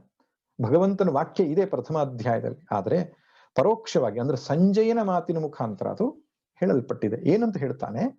ಇಲ್ಲಿ ಸೇರಿರುವಂತಹ ಕುರುವಂಶೀಯರನ್ನ ನೋಡು ಎಂಬುದಾಗಿ ಭಗವಂತ ಹೇಳದ. ಅಲ್ಲಿ ಇಲ್ಲಿ ಎರಡು ನಾಮಗಳು ಬಂದಿವೆ. ಭಗವಂತನಿಗೆ ಶ್ರೀಕೇಶ ಎಂಬಂತದ್ದು ಹೆಸರಿಂದ ಕರೆದಿದ್ದಾರೆ, ಅದು ನಮಗೆ ಪರಿಚಯ ಇದೆ. ಅರ್ಜುನನಿಗೆ ಗುಡಾಕೇಶ ಎಂಬ ಹೆಸರಿಂದ ಕರೆದಿದ್ದಾರೆ. ಹಿಂದಿನ ಕಾಲದಲ್ಲಿ ಆ ಮಹಾಪುರುಷರಿಗೆ ಅನೇಕ ನಾಮಗಳಿರ್ತಿದ್ವು. ಅವರು ಮಾಡಿರತಕ್ಕಂತಹ ಪರಾಕ್ರಮಗಳಿಂದ ಗುಣವಾಚಕವಾದ ಶಬ್ದಗಳು, ಬೇರೆ ಬೇರೆ ಗುಣಗಳಿಗೆ ಅನುಗುಣವಾಗಿ ಒಂದೊಂದು ಹೆಸರುಗಳು ಇರ್ತಿದ್ವು. ಗುಡಾಕೇಶ ಅನ್ನುವಂಥದ್ದು ಅರ್ಜುನಿಗಿರ್ತಕ್ಕಂಥ ಒಂದು ಹೆಸರು. ಗುಡಾಕ ಅಂದ್ರೆ ನಿದ್ದೆ ಅಂತ ಅರ್ಥ, ಈಶ ಅಂದ್ರೆ ಒಡೆಯ ಅಂತ ಅರ್ಥ. ಗುಡಾಕೇಶ ಅಂದ್ರೆ ನಿದ್ದೆಯನ್ನ ಗೆದ್ದವನು ಅಂತ ಅರ್ಥ. ಅವನು ಶಬ್ದವೇದಿ ವಿದ್ಯೆಯನ್ನ ಕರತಲಾಮಲಕ ಮಾಡಿಕೊಂಡವನು ಅರ್ಜುನ. ಈ ಶಬ್ದವೇದಿ ವಿದ್ಯೆಯನ್ನ ಅಭ್ಯಾಸ ಮಾಡಬೇಕಾದ್ರೆ ರಾತ್ರಿ ಹೊತ್ತಲ್ಲಿ ಅಭ್ಯಾಸ ಮಾಡಬೇಕು. ಯಾಕೆ? ಕಣ್ಣಿಗೆ ಕಾಣದಂತಹ ಯಾವುದೋ ಒಂದು ಲಕ್ಷ್ಯವನ್ನ ಕೇವಲ ಶಬ್ದವನ್ನ ಗ್ರಹಣ ಮಾಡಿ ಅದರ ಮೇಲೆ ಬಾಣಪ್ರಯೋಗವನ್ನು ಮಾಡಬೇಕಾದ್ರೆ ಅಲ್ಲಿ ಬೆಳಕಿರಬಾರದು. ಹಗಲು ಹೊತ್ತಿಗೆ ವಸ್ತು ಎಲ್ಲಿದೆ ಅಂತ ನಮಗೆ ಕಾಣಿಸ್ತದೆ. ರಾತ್ರಿ ಹೊತ್ತಿನಲ್ಲಿ ಕಣ್ಣಿಗೆ ಕಾಣದೇ ಇರತಕ್ಕಂತಹ ದೂರದ ಲಕ್ಷ್ಯವನ್ನ ಕೇವಲ ಶಬ್ದವನ್ನ ಕೇಳಿಸಿಕೊಂಡು ಆ ದಿಕ್ಕಿಗೆ ಬಾಣವನ್ನ ಬಿಟ್ಟು ಶಬ್ದವೇದಿಯನ್ನು ಅಭ್ಯಾಸ ಮಾಡಬೇಕಿತ್ತು. ಆದ್ದರಿಂದ ಯಾವುದೇ ಕೆಲಸವನ್ನ ಕೈಗೆತ್ತಿಕೊಂಡ್ರು ಅತ್ಯಂತ ನಿಷ್ಠೆಯಿಂದ ಮಾಡುವವನು ಅರ್ಜುನ. ಶಬ್ದವೇದಿಯಲ್ಲಿ ಮಹಾನ್ ನಿಪುಣನಾಗಿದ್ದ. ಅಂತಹ ಸಂದರ್ಭದಲ್ಲಿ ರಾತ್ರಿ ಹೊತ್ತು ಬಹಳ ಹೊತ್ತು ಜಾಗೃತೆಯಿಂದ ಇದ್ದು ಶಬ್ದವೇದಿಯನ್ನು ಅಭ್ಯಾಸ ಮಾಡಿದ್ರಿಂದ ನಿದ್ದೆ ಮೇಲೆ ಹತೋಟಿ ಇತ್ತು ಅವನಿಗೆ. ಅಂದ್ರೆ ತಾನು ಎಷ್ಟೊತ್ತಿಗೆ ನಿದ್ದೆ ಮಾಡಬೇಕು ಅಂತ ಬಯಸ್ತಾನೋ ಅಷ್ಟೊತ್ತಿಗೆ ನಿದ್ದೆ ಬರ್ತಿತ್ತು. ಇಷ್ಟೊತ್ತಿನವರೆಗೆ ನಾನು ನಿದ್ದೆ ಮಾಡಬಾರದು ಅಂತ ನಿಶ್ಚಯ ಮಾಡಿದ್ರೆ ಅವನು ಎಚ್ಚರದಲ್ಲಿ ಇರ್ತಿದ್ದ. ನಾವು ಕೂಡ ಶಿವರಾತ್ರಿಯಲ್ಲೆಲ್ಲ ಜಾಗರಣೆ ಮಾಡಬೇಕು ಅಂತ ಕೂತ್ಕೊಳ್ತೇವೆ. ಜಾಗರಣೆ ಕಣ್ಣು ತೆರೆದಿರ್ತದೆ, ಒಳಗೆ ಮಾತ್ರ ನಿದ್ದೆ ಮಾಡ್ತಾ ಇರ್ತೇವೆ. ಅಂದ್ರೆ ನಿದ್ದೆ ಮೇಲೆ ನಮಗೆ ಹತೋಟಿ ಇಲ್ಲ. ನಿದ್ದೆ ನಮ್ಮ ಮೇಲೆ ಹತೋಟಿ ಮಾಡುತ್ತೆ. ಎಲ್ಲಿ ನಿದ್ದೆ ಮಾಡಬೇಕು ಅಲ್ಲಿ ಮಾಡಬೇಕು, ಎಲ್ಲಿ ಮಾಡಬಾರ್ದು ಅಲ್ಲಿ ಮಾಡಬಾರ್ದು. ಆ ಹತೋಟಿ ನಮಗಿಲ್ಲ. ರಾತ್ರಿ ನಿದ್ದೆ ಮಾಡುವ ಸಮಯ ಎಚ್ಚರವಾಗಿರ್ತೇವೆ, ನಿದ್ದೆಯೇ ಬರಲ್ಲ. ಹಗಲು ಹೊತ್ತಿನಲ್ಲಿ ಎಚ್ಚರವಾಗಿರ್ಬೇಕು, ನಿದ್ದೆ ಬರ್ತದೆ. ಕೆಲವರಿಗೆ ಒಳ್ಳೆ ನಿದ್ದೆ ಬರುವ ಸಮಯ ಉಪನ್ಯಾಸಗಳಿಗೆ ಬಂದಾಗ. ಯಾವ ಸಂದರ್ಭದಲ್ಲಿ ಎಚ್ಚರವಾಗಿರ್ಬೇಕೋ ಒಳ್ಳೆ ನಿದ್ದೆ ಬರ್ತದೆ. ಒಬ್ರು ಸ್ವಾಮಿಗಳು ಹೇಳ್ತಾ ಇದ್ರು, ಅವರು ಉಪನ್ಯಾಸ 7 ದಿನ ಪ್ರವಚನ ಮುಗಿದ ಮೇಲೆ ಒಬ್ರು ಅಮ್ಮ ಬಂದು ಹೇಳಿದ್ರಂತೆ, ಸ್ವಾಮೀಜಿ ತುಂಬಾ ಧನ್ಯವಾದಗಳು, ನಿಮ್ಮ ಉಪನ್ಯಾಸ ನನ್ನ ಜೀವನದಲ್ಲಿ ದೊಡ್ಡ ಪರಿಣಾಮವನ್ನು ಉಂಟು ಮಾಡಿತು, ಬಹಳ ಉಪಕಾರ ಮಾಡಿತು. ಸ್ವಾಮಿಗಳಿಗೆ ಬಹಳ ಖುಷಿ ಆಯ್ತಂತೆ, ನನ್ನ ಉಪನ್ಯಾಸ ನನ್ನ ಚಿಂತನೆ ಎಷ್ಟು ಪ್ರಯೋಜನ ಆಯ್ತು ಆ ಎಮ್ಮನಿಗೆ ಅಂತ. ಆವಾಗ ಅವ್ರು ಹೇಳಿರೋ ಮಾತು ಕೇಳಿ ಅವರಿಗೆ ಬೇಜಾರಾಯ್ತು. ಏನು? ಸ್ವಾಮೀಜಿ ಎಷ್ಟು ದಿನ ಆದ್ರೂ ಮನೆಯಲ್ಲಿ ನಿದ್ದೆ ಬರ್ತಿರ್ಲಿಲ್ಲ, ನಿಮ್ಮ ಉಪನ್ಯಾಸಕ್ಕೆ ಬಂದು ಕುಳಿತುಕೊಂಡ ಮೇಲೆ ಇಷ್ಟು ಒಳ್ಳೆ ನಿದ್ದೆ ಬರ್ತದೆ. ಹಾಗೇ ಗುಂಗಿನಲ್ಲಿ ಮನೆಗೆ ಹೋಗಿ ಮಲ್ಕೊಂಡ್ರೆ ಒಳ್ಳೆ ನಿದ್ದೆ. ನನ್ನ ಶರೀರ ಮಾನಸಿಕ ಆರೋಗ್ಯ ಒಳ್ಳೆ ಇಂಪ್ರೂವ್ ಆಗಿದೆ ಈ 7 ದಿನ ಉಪನ್ಯಾಸ ಕೇಳಿ ಎಂದ್ರಂತೆ. ಇಂತಹ ಪರಿಸ್ಥಿತಿ ಆಗ್ತದೆ. ಉಪನ್ಯಾಸಗಳಲ್ಲಿ ನಿದ್ದೆ ಬರುತ್ತೆ, ಅಧ್ಯಯನ ಮಾಡುವಾಗ ನಿದ್ದೆ ಬರ್ತದೆ, ಜಪ ಮಾಡುವಾಗ ನಿದ್ದೆ ಬರ್ತದೆ. ಎಲ್ಲಿ ನಿದ್ದೆ ಬರಬಾರದು ಅಲ್ಲಿ ಬರ್ತದೆ, ಎಲ್ಲಿ ಬರ್ಬೇಕೋ ಅಲ್ಲಿ ಬರಲ್ಲ. ಆದ್ರೆ ಅರ್ಜುನನ ಸ್ಥಿತಿ ಹಾಗಿರ್ಲಿಲ್ಲ. ಅವನು ನಿದ್ದೆ ಮೇಲೆ ಹತೋಟಿಯನ್ನು ಸಾಧಿಸಿಕೊಂಡಿದ್ದ. ಆದ್ದರಿಂದ ಗುಡಾಕೇಶ ಅಂತ ಒಂದು ಅರ್ಥ. ಇನ್ನೊಂದು ಅರ್ಥ, ಗುಡ ಅಂದ್ರೆ ಈ ತರ್ಜನಿ ಅಂಗುಷ್ಠ ಅದರ ಸಂಯೋಗಕ್ಕೆ ಗುಡಾ ಮುದ್ರೆ ಅಂತ ಕರೀತಾರೆ. ತರ್ಜನಿ ತೋರ್ಬೆರಳು, ಅಂಗುಷ್ಠ ಹೆಬ್ಬೆರಳು, ಇದೆರಡನ್ನು ಸೇರಿಸಿದ್ರೆ ಗುಡಾ ಮುದ್ರೆ ಅಂತ ಕರೀತಾರೆ ಇದಕ್ಕೆ. ಅಂದ್ರೆ ಗುಂಗುರು, ಗುಡಾ ಕೇಶ, ಕೇಶ ಅಂದ್ರೆ ಕೂದಲು. ಯಾವನು ಕೂದಲು ಗುಂಗುರು ಗುಂಗುರಾಗಿತ್ತೋ ಅಂಥವನಿಗೆ ಗುಡಾಕೇಶ ಎಂಬ ಅರ್ಥವೂ ಕೂಡ ಕರೀತಾರೆ. ಆದ್ರೆ ನಿಜವಾದಂತಹ ಶಬ್ದ ನಿದ್ದೇನು ಗೆದ್ದವನು ಎಂಬುದೇ ಸರಿ ಸೂಕ್ತವಾದದ್ದು. ಮತ್ತು ಅವನು ಅರ್ಜುನನ ಕೂದಲು ಅತ್ಯಂತ ಸುಂದರವಾದ ಸ್ಫುರದ್ರೂಪಿಯಾದಂಥವನು, ಆದ್ದರಿಂದ ಗುಂಗುರು ಕೂದಲು ಇತ್ತು ಎನ್ನುವುದು ಸರಿಯಾದದ್ದೇ. ಭಾರತ ಎಂಬ ಶಬ್ದವನ್ನ ಧೃತರಾಷ್ಟ್ರನೇ ಕರೆದಿದ್ದಾನೆ ಸಂಜಯ. ಮಹೀಪತೆ ಎಂಬ ಶಬ್ದದಿಂದ ಕರೆದ ಹಾಗೆ ಭರತ ವಂಶದವನೇ ಎಂಬುದಾಗಿ. ಈ ಭಾರತ ಎನ್ನುವ ಶಬ್ದ ಅರ್ಜುನಿಗೂ ಕರೀತಾರೆ. ಅವರೆಲ್ಲರೂ ಭರತ ವಂಶದವರು. ಭರತ ಚಕ್ರವರ್ತಿಯಿಂದ ಆ ಕುರುವಂಶ ಬೆಳೆದು ಬಂದದ್ರಿಂದ ಎಲ್ರಿಗೂ ಭಾರತ ಎನ್ನುವ ಶಬ್ದದಿಂದ ಕರೆದಿದ್ದಾರೆ. ನೋಡಿ, ಭಾರತ ಎನ್ನುವ ಶಬ್ದದಲ್ಲಿ ನಮ್ಮ ದೇಶದ ಮಹಾತ್ಮೆ ಅದರಲ್ಲಿದೆ. ಭಾ ಅಂದ್ರೆ ಜ್ಞಾನ, ರಥ ಅಂದ್ರೆ ರಮಿಸುವವರು. ಯಾರು ಜ್ಞಾನದಲ್ಲಿ ರಮಿಸ್ತಾ ಇದ್ರೋ, ವಿಶೇಷವಾಗಿ ಬ್ರಹ್ಮಜ್ಞಾನದಲ್ಲಿ ರಮಿಸ್ತಾ ಇದ್ರೋ, ಆ ದೇಶಕ್ಕೆ ಹೆಸರು ಭಾರತ. ಎಷ್ಟು ಸುಂದರವಾದಂತಹ ಹೆಸರು ಭಾರತ. ನಾವು ಇಂಡಿಯಾ ಮತ್ತೊಂದು ಹೆಸರಿನಿಂದ ಕರೀತೇವೆ, ಅದಕ್ಕಿಂತ ಭಾರತ ದೇಶ ಅಂತ ಹೇಳಿದ್ರೆ ಎಷ್ಟು ಅರ್ಥಪೂರ್ಣವಾದಂಥದ್ದು. ಇಷ್ಟು ಅರ್ಥಪೂರ್ಣವಾದ ಹೆಸರು ಬೇರೆ ಯಾವ ದೇಶಕ್ಕೆ ಇರ್ಲಿಕ್ಕೆ ಸಾಧ್ಯ ಇಲ್ಲ. ಅದಕ್ಕೆ ವಿದೇಶಿಯನೊಬ್ಬ ಹಡಗಿನಲ್ಲಿ ನಮ್ಮ ದೇಶಕ್ಕೆ ಬರುವಾಗ ತನ್ನ ಚಪ್ಪಲಿಯನ್ನ ಅಲ್ಲೇ ಬಿಟ್ಟು ಹಡಗನ್ನು ಇಳಿದು ಶಿರಸಾಷ್ಟಾಂಗ ಪ್ರಣಾಮ ಮಾಡ್ತಾನೆ, ಮರಳಿನ ಮೇಲೆ ಬಿದ್ದುಕೊಂಡು. ಯಾರೋ ಕೇಳಿದ್ರಂತೆ, ಯಾಕೆ ಮರಳಿನ ಮೇಲೆ ಬಿದ್ದುಕೊಂಡು ಸಾಷ್ಟಾಂಗ ಪ್ರಣಾಮ ಮಾಡಿದ್ದೀರಿ ಅಂತ ಕೇಳಿದಾಗ ಅವನು ಹೇಳ್ತಾನೆ, ಈ ಭಾರತ ದೇಶ ಅನ್ನೋದೇ ಒಂದು ದೇವಸ್ಥಾನ ಇದ್ದ ಹಾಗೆ. ದೇವಸ್ಥಾನದ ಬಾಗಿಲು, ಹೆಬ್ಬಾಗಿಲು ಇದು ಸಮುದ್ರ ತೀರ. ದೇವಸ್ಥಾನದ ಒಳಗೆ ಪ್ರವೇಶ ಮಾಡೋದಕ್ಕಿಂತ ಮುಂಚೆ ಒಂದು ನಮಸ್ಕಾರ ಮಾಡ್ತೇವಲ್ವೇ, ಮತ್ತು ದೇವಸ್ಥಾನಕ್ಕೆಲ್ಲಾದ್ರೂ ಚಪ್ಪಲಿ ಹಾಕೊಂಡು ಪ್ರವೇಶ ಮಾಡ್ತೇವ ಇಲ್ವಲ್ಲ. ಆದ್ದರಿಂದ ಅಂತಹ ಭಾರತ ದೇಶಕ್ಕೆ ನಾನು ಈ ರೀತಿ ಗೌರವವನ್ನು ಸೂಚಿಸುವುದು ಕಡಿಮೆ ಎಂಬ ರೀತಿಯಲ್ಲಿ ಅವನು ಮಾತನಾಡಿದ್ದಾನೆ. ಅದರ್ಥ ವಿದೇಶಿಯರು ನಮ್ಮ ದೇಶವನ್ನು ಗೌರವದಿಂದ ಕಾಣುವುದಕ್ಕೆ ಕಾರಣ ಇದು ಜ್ಞಾನ ಸಂಪತ್ತನ್ನು ಹೊಂದಿದೆ ಅಂತ. ಆದ್ರಿಂದಲೂ ಕೂಡ ಭಾರತ ಅಂತಕ್ಕಂಥದ್ದು ವಿಶೇಷವಾದಂತಹ ಹೆಸರು. ಇಲ್ಲಿ ಧೃತರಾಷ್ಟ್ರನಿಗೆ ಭಾರತ ಅಂದ್ರೆ ಭರತವಂಶೀಯ ಎಂಬುದಾಗಿ ಕರೆದಿದ್ದಾನೆ ಸಂಜಯ. ಎರಡೂ ಸೇನೆಗಳ ಮಧ್ಯದಲ್ಲಿ ಭಗವಂತನು ರಥವನ್ನ ನಿಲ್ಲಿಸಿ, ಅದರಲ್ಲಿ ವಿಶೇಷವಾಗಿ ಭೀಷ್ಮ ದ್ರೋಣರ ಮುಂದೆ ನಿಲ್ಲಿಸಿ. ಭಗವಂತನಿಗೆ ಗೊತ್ತಿತ್ತು ಅರ್ಜುನ ದ್ವೇಷದಿಂದ ಯುದ್ಧ ಮಾಡಲಿಕ್ಕೆ ಬಂದಿದ್ದಾನೆ. ಅದರ ಪರೀಕ್ಷೆ ಹೇಗಾಗ್ತದೆ ಅಂದ್ರೆ, ಯಾರ ಬಗ್ಗೆ ನಮಗೆ ದ್ವೇಷ ಇದೆಯೋ ಅದಕ್ಕೆ ವಿರುದ್ಧವಾದ ಪರಿಸ್ಥಿತಿ ನಿರ್ಮಾಣವಾದರೆ ದ್ವೇಷದ ಸ್ಥಾನದಲ್ಲಿ ರಾಗ ಉತ್ಪತ್ತಿ ಆಗ್ತದೆ. ರಾಗ ಮತ್ತು ದ್ವೇಷ ಒಂದೇ ನಾಣ್ಯದ ಎರಡು ಮುಖಗಳು. ಯಾರಲ್ಲಿ ರಾಗ ಇದೆಯೋ ಅವರಲ್ಲಿ ದ್ವೇಷವೂ ಇದೆ, ಯಾರಲ್ಲಿ ದ್ವೇಷ ಇದೆಯೋ ಅವರಲ್ಲಿ ರಾಗವೂ ಇದೆ. ಉದಾಹರಣೆಗೆ, ಒಬ್ಬ ವ್ಯಕ್ತಿಯ ಬಗ್ಗೆ ನಂಗೆ ದ್ವೇಷ ಇದೆ ಅಂತ ತಿಳ್ಕೊಳ್ಳೋಣ. ಅವನನ್ನು ನೋಡಿದ್ರೆ ಆಗೋಲ್ಲ ನಂಗೆ, ಅವನ ನೆರಳಕ್ಕೆ ನೋಡಿದ್ರೂ ಆಗಲ್ಲ. ಅಷ್ಟು ದ್ವೇಷ ನನಗೆ ಅವನಲ್ಲಿ ಇದೆ ಅಂದ್ರೆ ಅರ್ಥ ಇನ್ನೊಂದು ಮುಖದಲ್ಲಿ ರಾಗವೂ ಇದೆ ಅಂತ ಅರ್ಥ. ಅವನು ಸದ್ಯದಲ್ಲಿ ನನಗೆ ಪ್ರತಿಕೂಲನಾಗಿ ವರ್ತಿಸುವುದರಿಂದ ದ್ವೇಷ ಇದೆ. ಅನುಕೂಲನಾಗಿ ವರ್ತಿಸ್ಲಿಕ್ಕೆ ಶುರು ಮಾಡಿದ್ರೆ ಅದೇ ದ್ವೇಷದ ಸ್ಥಾನದಲ್ಲಿ ರಾಗ ಉತ್ಪತ್ತಿ ಆಗ್ತದೆ. ಇದು ಎರಡೂ ರೋಗಗಳೇ. ರಾಗವೂ ಒಂದು ರೋಗ, ದ್ವೇಷವೂ ಒಂದು ರೋಗ. ಶಾಂತಿ, ಸಮಾಧಾನ, ಸಮತ್ವ ಅನ್ನುವಂಥದ್ದೇ ಆರೋಗ್ಯ. ದ್ವೇಷ ಬುದ್ಧಿಯಿಂದ ಮಾಡಿದ ಕರ್ಮವು ಅಪರಿಪೂರ್ಣ, ರಾಗ ಬುದ್ಧಿಯಿಂದ ಮಾಡಿದ ಕರ್ಮವು ಅಪರಿಪೂರ್ಣ. ಸಮತ್ವ ಬುದ್ಧಿಯಿಂದ, ಸಮತ್ವ ಬುದ್ಧಿ ಅಂದ್ರೇನು? ಶಾಂತವಾದ ಮನಸ್ಸಿನಿಂದ, ಸಮಾಧಾನವಾದ ಮನಸ್ಸಿನಿಂದ ತೆಗೆದುಕೊಂಡಂತಹ ತೀರ್ಮಾನ ಸರಿಯಾದ ತೀರ್ಮಾನವಾಗ್ತದೆ. ಅದಕ್ಕೆ ಮಹಾತ್ಮರೊಬ್ರು ಹೇಳ್ತಾ ಇದ್ರು, ಸಿಟ್ಟು ಬಂದಾಗ ಮಾತನಾಡಬೇಡಿ, ಸಿಟ್ಟು ಬಂದಾಗ ಮಾತನಾಡಬೇಡಿ, ಮನಸ್ಸಿನಲ್ಲಿ ಅಶಾಂತಿ ಇದ್ದಾಗ ನಿರ್ಧಾರ ತೆಗೆದುಕೊಳ್ಬೇಡಿ, ತುಂಬಾ ಸಂತೋಷ ಆದಾಗ ವಾಗ್ದಾನ ಮಾಡಬೇಡಿ ಅಂತ. ಅಂದ್ರೆ ಇವೆಲ್ಲವೂ ಮನಸ್ಸಿನ ಕ್ಷೋಭೆಯ ಸ್ಥಿತಿ. ತುಂಬಾ ಸಿಟ್ಟು ಬಂದಾಗ ಏನು ಮಾತನಾಡಬೇಕು ಏನು ಮಾತನಾಡಬಾರದು ಗೊತ್ತಿಲ್ಲದೆ ಏನೇನೋ ಮಾತನಾಡಿ ಇರುವ ಸಂಬಂಧವನ್ನೆಲ್ಲ ಹಾಳು ಮಾಡ್ಕೊಳ್ತೇವೆ. ಆ ಸಮಯದಲ್ಲಿ ಬಾಯಿ ಮುಚ್ಕೊಂಡಿರ್ಬೇಕು. ಮನಸ್ಸು ಅಶಾಂತವಾಗಿದ್ದಾಗ, ಟೆನ್ಷನ್, ಸ್ಟ್ರೆಸ್ಗೆ ಒಳಗಾದಾಗ ಏನೋ ನಿರ್ಧಾರವನ್ನ ಮಾಡ್ಲಿಕ್ಕೆ ಹೋಗ್ಬಾರ್ದು.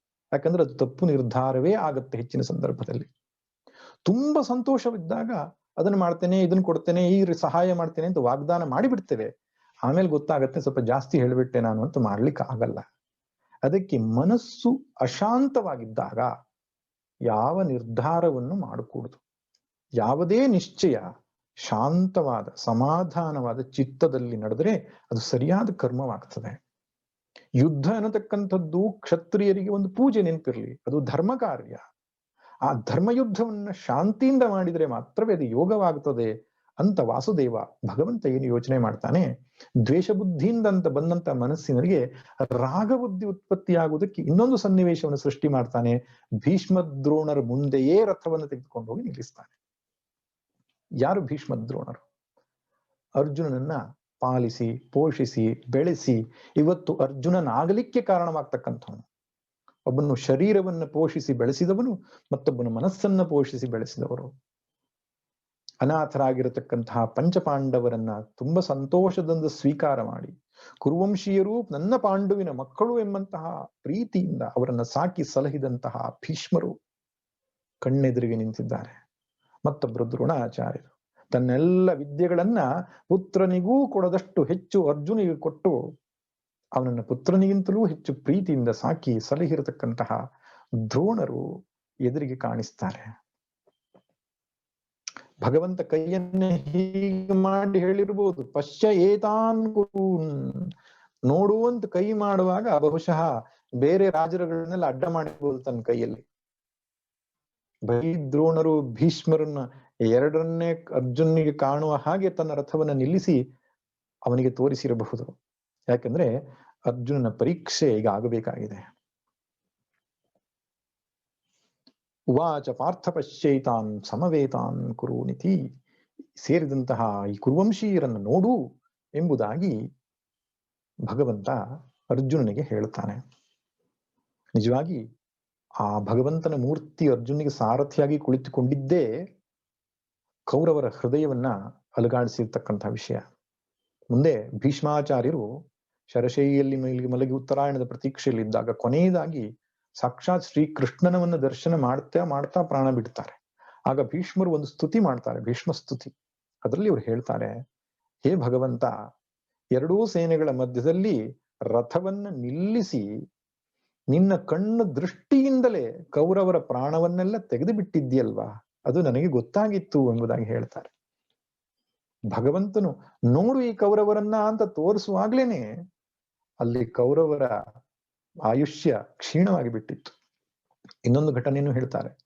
ಅರ್ಜುನನೊಟ್ಟಿಗೆ ಯುದ್ಧ ಮಾಡ್ಲಿಕ್ಕೆ ಬಂದಂತಹ ಯೋಧರೆಲ್ಲ ಆ ಶ್ರೀಕೃಷ್ಣನ ಮೂರ್ತಿ ರಥದ ಮುಂದೆ ಕುಳಿತುಕೊಂಡಿರುವುದು ನೋಡಿ ಮಂತ್ರಮುಗ್ಧರಾಗಿ ತಮ್ಮ ಅಸ್ತ್ರಶಸ್ತ್ರ ಪ್ರಯೋಗ ಮಾಡುವುದನ್ನೇ ಮರೆತಿದ್ರಂತೆ.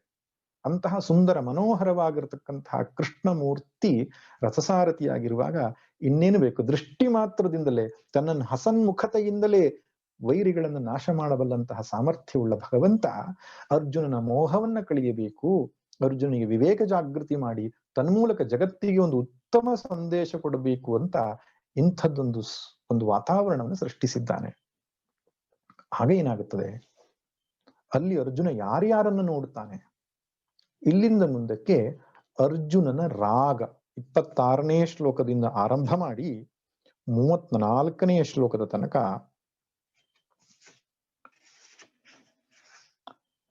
26ನೇ ಶ್ಲೋಕದಿಂದ 28ನೇ ಶ್ಲೋಕದ ತನಕ ಅರ್ಜುನನ ಮನಸ್ಸಿನ ರಾಗದ ಉತ್ಪತ್ತಿ. ರಾಗ ಅಂದ್ರೆ ಅಟ್ಯಾಚ್ಮೆಂಟ್, ಅದರ ಉತ್ಪತ್ತಿ ಆಗುವುದನ್ನು ಕಾಣುತ್ತೇವೆ. ಹೇಗೆ? ತತ್ರ ಪಶ್ಯತ್ ಸ್ಥಿತಾನ್ ಪಾರ್ಥಃ ಪಿತॄನಥ ಪಿತಾಮಹಾನ್ ಆಚಾರ್ಯಾನ್ ಮಾತುಲಾನ್ ಭ್ರಾತೃನ್ ಪುತ್ರಾನ್ ಪೌತ್ರಾನ್ ಸಖೀಂಸ್ತಥಾ ಶ್ವಶುರಾನ್ ಸುಹೃದಶ್ಚೈವ ಸೇನಯೋರುಭಯೋರಪಿ ತಾನ್ ಸಮೀಕ್ಷ ಸ ಕೌಂತೇಯಃ ಸರ್ವಾನ್ ಬಂಧೂನವಸ್ಥಿತಾನ್ ಕೃಪಯಾ ಪರಯಾ ವಿಷ್ಟೋ ವಿಷೀದನ್ನಿದಮಬ್ರವೀತ್. ಅವನ ಹೃದಯದಲ್ಲಿ ವಿಷಾದ ಉಂಟಾಯಿತು, ಅವನ ಹೃದಯದಲ್ಲಿ ದುಃಖ ಉಂಟಾಯಿತು. ಭಗವದ್ಗೀತೆಯಲ್ಲಿ ಅರ್ಜುನ ಅತ್ತಿದ್ದು 3 ಬಾರಿ ಎಂಬುದಾಗಿ ಹಿರಿಯರು ಹೇಳ್ತಾರೆ. ಒಂದು, 1ನೇ ಅಧ್ಯಾಯದಲ್ಲಿ ತನ್ನವರನ್ನ ನೋಡಿ ಅಳು ಬಂತು. 16ನೇ ಅಧ್ಯಾಯದ ಕೊನೆಯಲ್ಲಿ ದೈವಾಸುರ ಸಂಪಾದ್ ವಿಭಾಗ ಯೋಗದಲ್ಲಿ ಆಸುರಿ ಸಂಪತ್ತಿಯನ್ನು ಹೊಂದಿದವನು ನರಕ ಪ್ರಾಪ್ತಿಯಾಗ್ತದೆ, ದೈವಿ ಸಂಪತ್ತಿಯನ್ನು ನೋಡಿ ಉದ್ಧಾರವಾಗ್ತದೆ ಅಂತ ಭಗವಂತ ಹೇಳಿದ ಮೇಲೆ ಸಣ್ಣ ಅಳು ಬಂತಂತೆ ಅರ್ಜುನಿಗೆ, ನನ್ನ ಸ್ಥಿತಿ ಏನೋ ಅಂತ. ಆಗ ಭಗವಂತ ಹೇಳ್ತಾನೆ, ಮಾ ಶುಚ ಸಂಪದಂ ದೈವೀಂ ಅಭಿಜಾತೋಸಿ ಭಾರತ. ಅಳಬೇಡ ಅರ್ಜುನ, ಮಾ ಶುಚ, ಅಳಬೇಡ, ದುಃಖ ಪಡಬೇಡ, ನೀನು ದೈವ ಸಂಪತ್ತನ್ನು ಹೊಂದಿದ್ದೀಯ ಅಂತ. ಇನ್ನು 18ನೇ ಅಧ್ಯಾಯದ ಕೊನೆಯಲ್ಲಿ ಭಗವದ್ಗೀತಾ ಉಪದೇಶ ಸಮಾಪ್ತಿಯಾಗುವಾಗ ಸಣ್ಣಗಳು ಬಂತಂತೆ ಅವನಿಗೆ. ಯಾಕೆ? ಶರಣಾಗತಿಯ ಮಾತನ್ನು ಹೇಳ್ತಿದ್ದ ಭಗವಂತ, ಸರ್ವಧರ್ಮಾನ್ ಪರಿತ್ಯಜ್ಯ ಮಾಮೇಕಂ ಶರಣಂ ವ್ರಜ ಅಹಂ ತ್ವಾ ಸರ್ವಪಾಪೇಭ್ಯೋ ಮೋಕ್ಷಯಿಷ್ಯಾಮಿ ಮಾ ಶುಚಃ. ಅಳಬೇಡ ಅರ್ಜುನ, ನಿನಗೆ ಮೋಕ್ಷವನ್ನು ಕೊಡ್ತೇನೆ, ನನಗೆ ಶರಣಾಗು ಎಂಬುದಾಗಿ. ಆ ಶರಣಾಗತಿಯ ಪ್ರಜ್ಞೆಯನ್ನ ತನ್ನಲ್ಲಿ ಇದೆಯೋ ಇಲ್ವೋ ಅಂತಕ್ಕಂಥ ಭಾವನೆಗೆ ಒಳಗಾಗಿ ಶೋಚಕ್ಕೆ ಒಳಗಾದಾಗ, ದುಃಖಕ್ಕೆ ಒಳಗಾದಾಗ ಭಗವಂತ ಹೇಳ್ತಾನೆ, ಯೋಚನೆ ಮಾಡಬೇಡ, ಶರಣಾಗತನಾಗು, ನಿನ್ನನ್ನ ದಾಟಿಸ್ತೇನೆ ಅಂತ. ಆದ್ರಿಂದ ಮೊದಲನೇ ಬಾರಿ ಹತ್ತಿದ್ದು ತನ್ನವರನ್ನ ನೋಡಿ. ಯುದ್ಧರಂಗದಲ್ಲಿ ಅರ್ಜುನ ನೋಡ್ತಾ ಇದ್ದಾನೆ, ವೀಕ್ಷಿಸ್ತಾ ಇದ್ದಾನೆ, ಎರಡೂ ಪಾಳೆಯದಲ್ಲಿರತಕ್ಕಂತಹ ವ್ಯಕ್ತಿಗಳನ್ನ ಗಮನಿಸ್ತಾ ಇದ್ದಾನೆ. ಯಾರ್ಯಾರು ಬಂದಿದ್ದಾರೆ ಯುದ್ಧಕ್ಕೆ? ತತ್ರ ಅಪಶ್ಯತ್ ಸ್ಥಿತಾನ್ ಪಾರ್ಥ. ಅಲ್ಲಿರ್ತಕ್ಕಂಥ ವ್ಯಕ್ತಿಗಳನ್ನು ನೋಡಿದ ಅರ್ಜುನ. ಯಾರ್ಯಾರನ್ನ? ಪಿತೃನ್, ತಂದೆಗೆ ಸಮಾನವಾಗಿರತಕ್ಕಂಥವ್ರನ್ನ. ಪಿತಾಮಹಾನ್, ಅಜ್ಜನಿಗೆ ಸಮಾನವಾಗಿರತಕ್ಕಂಥವ್ರನ್ನ. ಆಚಾರ್ಯಾನ್, ಗುರುಗಳಿಗೆ ಸಮಾನವಾಗಿರತಕ್ಕಂಥವ್ರನ್ನ. ಮಾತುಲಾನ್, ಮಾತುಲಾನ್ ಅಂದ್ರೆ ತಾಯಿಯ ಅಣ್ಣ ಅಥವಾ ತಮ್ಮ, ಮಾತುಲ ಅಂತ ಹೇಳ್ತಾರೆ. ಆದ್ರಿಂದ ಅಂಥವರನ್ನ. ಭ್ರಾತೃನ್, ಸೋದರರನ್ನ. ಪುತ್ರಾನ್, ಮಕ್ಕಳಿಗೆ ಸಮಾನವಾಗಿರುವವರನ್ನ. ಪೌತ್ರಾನ್, ಮೊಮ್ಮಕ್ಕಳಿಗೆ ಸಮಾನವಾಗಿರತಕ್ಕಂಥವ್ರನ್ನ. ಸಖೀನ್, ಸ್ನೇಹಿತರನ್ನ. ಶ್ವಶುರಾನ್, ಹೆಣ್ಣು ಕೊಟ್ಟ ಮಾವಂದಿರನ್ನ. ಸುಹೃದಶ್ಚೈವ, ಸುಹೃದರು ಅಂದ್ರೆ ಮಿತ್ರರು, ತಮ್ಮಿಂದ ಏನೂ ಪ್ರತ್ಯುಪಕಾರವನ್ನು ಬಯಸದೇ ಸಹಾಯ ಮಾಡದವರಿಗೆ ಸುಹೃತರು ಅಂತ ಹೇಳ್ತಾರೆ. ಸೇನೆಯೋರುಭಯೋರಪಿ, ಎರಡೂ ಸೇನೆಗಳಲ್ಲಿ ಅವನು ಅಂಥವರನ್ನ ನೋಡಿದ ಎಂಬುದಾಗಿ ಹೇಳ್ತಾನೆ ಸಂಜಯ. ಇಲ್ಲಿ ಪಾರ್ಥನು ತಂದೆಗೆ ಸಮಾನವಾದವರನ್ನ ಯಾರು ಅಂದ್ರೆ ಭೂರಿಶ್ರವ ಮುಂತಾದವರು ಪಾಂಡವಿಗೆ ಸೋದರರು. ಅವನು ಯುದ್ಧದಲ್ಲಿದ್ದ ಭೂರಿಶ್ರವ. ಇನ್ನು ತಾತಂದರಿಗೆ, ಅಜ್ಜಂದರಿಗೆ ಸಮಾನವಾದವರು ಯಾರು? ಭೀಷ್ಮರಂತೂ ಆಯ್ತು. ಬಾಹ್ಲೀಕ ಮತ್ತು ಸೋಮದತ್ತ ಇದ್ರು. ಅವರು ಭೀಷ್ಮರ ಒಂದು ರೀತಿಯಲ್ಲಿ ತಾತಂದಿರಾಗಿದ್ರು ಅರ್ಜುನನಿಗೆ. ಇನ್ನು ಆಚಾರ್ಯ ಸ್ಥಾನದಲ್ಲಿರತಕ್ಕಂತಹ ಏನು ದ್ರೋಣಾಚಾರ್ಯರು, ಕೃಪಾಚಾರ್ಯರು, ಇನ್ನು ಅಶ್ವತ್ಥಾಮನು ಕೂಡ. ಯಾಕಂದ್ರೆ ಆಚಾರ್ಯ ಪುತ್ರನನ್ನ ಆಚಾರ್ಯ ದೃಷ್ಟಿಯಿಂದಲೇ ನೋಡ್ಬೇಕನ್ನಂತ ಶಾಸ್ತ್ರ. ಅಂಥವ್ರನ್ನ. ಭ್ರಾತೃನ್, ಸೋದರರು. ಪಾಂಡು ಕಡೆ ಪಾಂಡವರು, ಕೌರವರು ಎಲ್ಲರೂ ಸೋದರರಾಗಿದ್ದರಲ್ವಾ. ಆದ್ದರಿಂದ ಅಂಥವರನ್ನ. ಪುತ್ರಾನ್, ಮಕ್ಕಳನ್ನ ನೋಡಿದ. ಮಕ್ಕಳಂದ್ರೆ ಯಾರ್ಯಾರು? ಅವನು ತನ್ನ ಮಕ್ಕಳು ಅಭಿಮನ್ಯು, ಪ್ರತಿವಿಂಧ್ಯ, ಘಟೋತ್ಕಜ, ಲಕ್ಷ್ಮಣ ಮುಂತಾದಂತಹ ಮಕ್ಕಳು ಕೂಡ ಯುದ್ಧಕ್ಕೆ ಸೇರ್ಕೊಂಡಿರೋದನ್ನು ನೋಡ್ತಾನೆ. ಪೌತ್ರಾನ್, ಮೊಮ್ಮಕ್ಕಳು, ಲಕ್ಷ್ಮಣ ಮುಂತಾದಂತಹವರು ಮೊಮ್ಮಕ್ಕಳ ಪ್ರಾಯವಾಗಿರತಕ್ಕಂಥವ್ರು ಯುದ್ಧಕ್ಕೆ ಬಂದಿದ್ರು. ಸಖೀನ್, ಸ್ನೇಹಿತರು, ಅನೇಕ ಸ್ನೇಹಿತರು ಅವನಿಗಿದ್ರು. ಇನ್ನು ಶ್ವಶುರ. ಶ್ವಶುರ ಅಂದ್ರೆ ಹೆಣ್ಣು ಕೊಟ್ಟ ಮಾವ. ನೋಡಿ, ಈ ಸಂಸ್ಕೃತದಲ್ಲಿ ಸಂಬಂಧವಾಚಕ ಪದಗಳು ಎಷ್ಟು ಸುಂದರವಾಗಿದೆ.